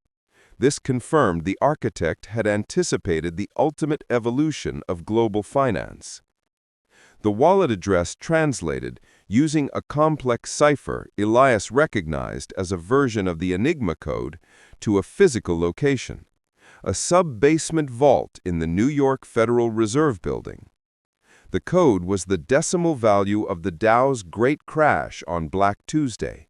This pointed to the 1929 stock market crash, the ultimate symbol of financial destruction. Elias quickly transferred the financial ledger, replaced the microchip, resealed the compartment, and reversed his entry. He was back in the ballroom just as the Grand Master was finishing his toast, his presence unnoticed, carrying the wealth and the sins of the American elite on a single laptop.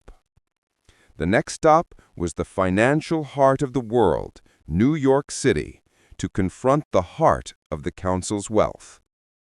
New York City was a jarring shift from the stillness of the Appalachian woods and the hushed tradition of Boston. The sixth location, the Federal Reserve Bank of New York in Lower Manhattan, was the most heavily guarded civilian building in the country. The code was tied to financial ruin, the decimal value of the Dow's great crash on Black Tuesday. Elias needed a very specific number. The crash on October 29, 1929, was a percentage drop. On that day, the Dow Jones Industrial Average dropped 11.7%. However, Elias realized the architect wouldn't have used a percentage. He needed a raw, non-rounded decimal value tied to the initial collapse. He hacked into a digitized 1930 report from the Bank for International Settlements, which had been tracking the raw, minute-by-minute index drop. The report contained the exact fractional decline in points from the start of trading to the final bell on Black Tuesday. The unrounded figure was 38.33 points. The architect's specific figure was the first 5 decimal places of the calculated initial drop rate, a number only visible in these highly specific closed reports. 0.3839. The 38 points of the 11.7% drop, expressed as a decimal value of the index. The code was 0003839. Accessing the vault beneath the Federal Reserve was an impossibility. It housed 1/4 of the world's gold and was secured by multiple layers of military-grade security. Elias had to find a secondary forgotten route. The LOC accession number, 1907.36, referred to the D.C. freight tunnels. Elias realized the key was subterranean infrastructure. He researched the NYC subway system and its connections to surrounding city infrastructure. He discovered a largely forgotten network of pneumatic delivery tubes and maintenance tunnels, built in the early 20th century, which often crossed beneath the bedrock of key financial buildings. One specific tunnel, used for delivering financial documents via vacuum tubes, ran directly beneath the Fed's sub-basement vault. The tunnel had been sealed in the 1970s and was only listed in the city's historic infrastructure register, the perfect blind spot. Elias accessed the tunnel from a maintenance grate in a neighboring building's boiler room 2 blocks away. The journey through the crumbling, tight, iron-lined tube was agonizing, a 3-hour crawl through dusty, claustrophobic darkness. He finally reached the point directly beneath the Fed vault. The bedrock was several feet thick, but Dr. Vance had created a permanent fixture. Embedded in the cement was a small reinforced inspection port, disguised as a pipe flange. It had a cipher lock, identical to the others. He keyed in the code, 0003839. Click. The flange unscrewed, revealing a capsule large enough for a laptop. The 6th fragment was not a single object, but a complex multi-component storage array, a 1950s electronic device wrapped around a modern encrypted solid-state drive. This was the Compter program. The SSD contained a sophisticated, self-executing software package designed to neutralize Project Malleus. It was a decommissioning code and tracking algorithm that could locate and shut down the few remaining Malleus ionization stations hidden globally, effectively stopping the Council's ability to manipulate the weather. The digital file was protected by one final layer of encryption, a passphrase. Elias scrolled to the final appendix of the physical components, the key to the 7th and final dead drop, and the passphrase. The location, the unmarked grave in the National Cemetery in San Francisco, California. The key would be the cryptic identifier on Dr. Vance's military tombstone. The passphrase, the answer to the code for the 7th drop, the total number of U.S. presidents who have died in office. The 7th and final piece was the emotional core of the mission, finding his grandfather and gaining the final passphrase to stop the climate weapon. Elias replaced the flange, sealed the tunnel access behind him, and emerged into the neon-lit chaos of Manhattan. He had the weapon to stop Project Malleus in his hands. Now he needed the final piece of the code to activate it. The journey to the West Coast was his final, most personal move. Elias flew into San Francisco, the final destination on his grandfather's half-century-old map. The target was an unmarked grave in a national cemetery, and the final code was the total number of U.S. presidents who have died in office. Elias performed the simple final count. 4 presidents died of natural causes in office: Harrison, Taylor, Harding, and Roosevelt. And 4 were assassinated: Lincoln, Garfield, McKinley, and Kennedy. Total, 8 presidents. The passphrase and code were 00000008.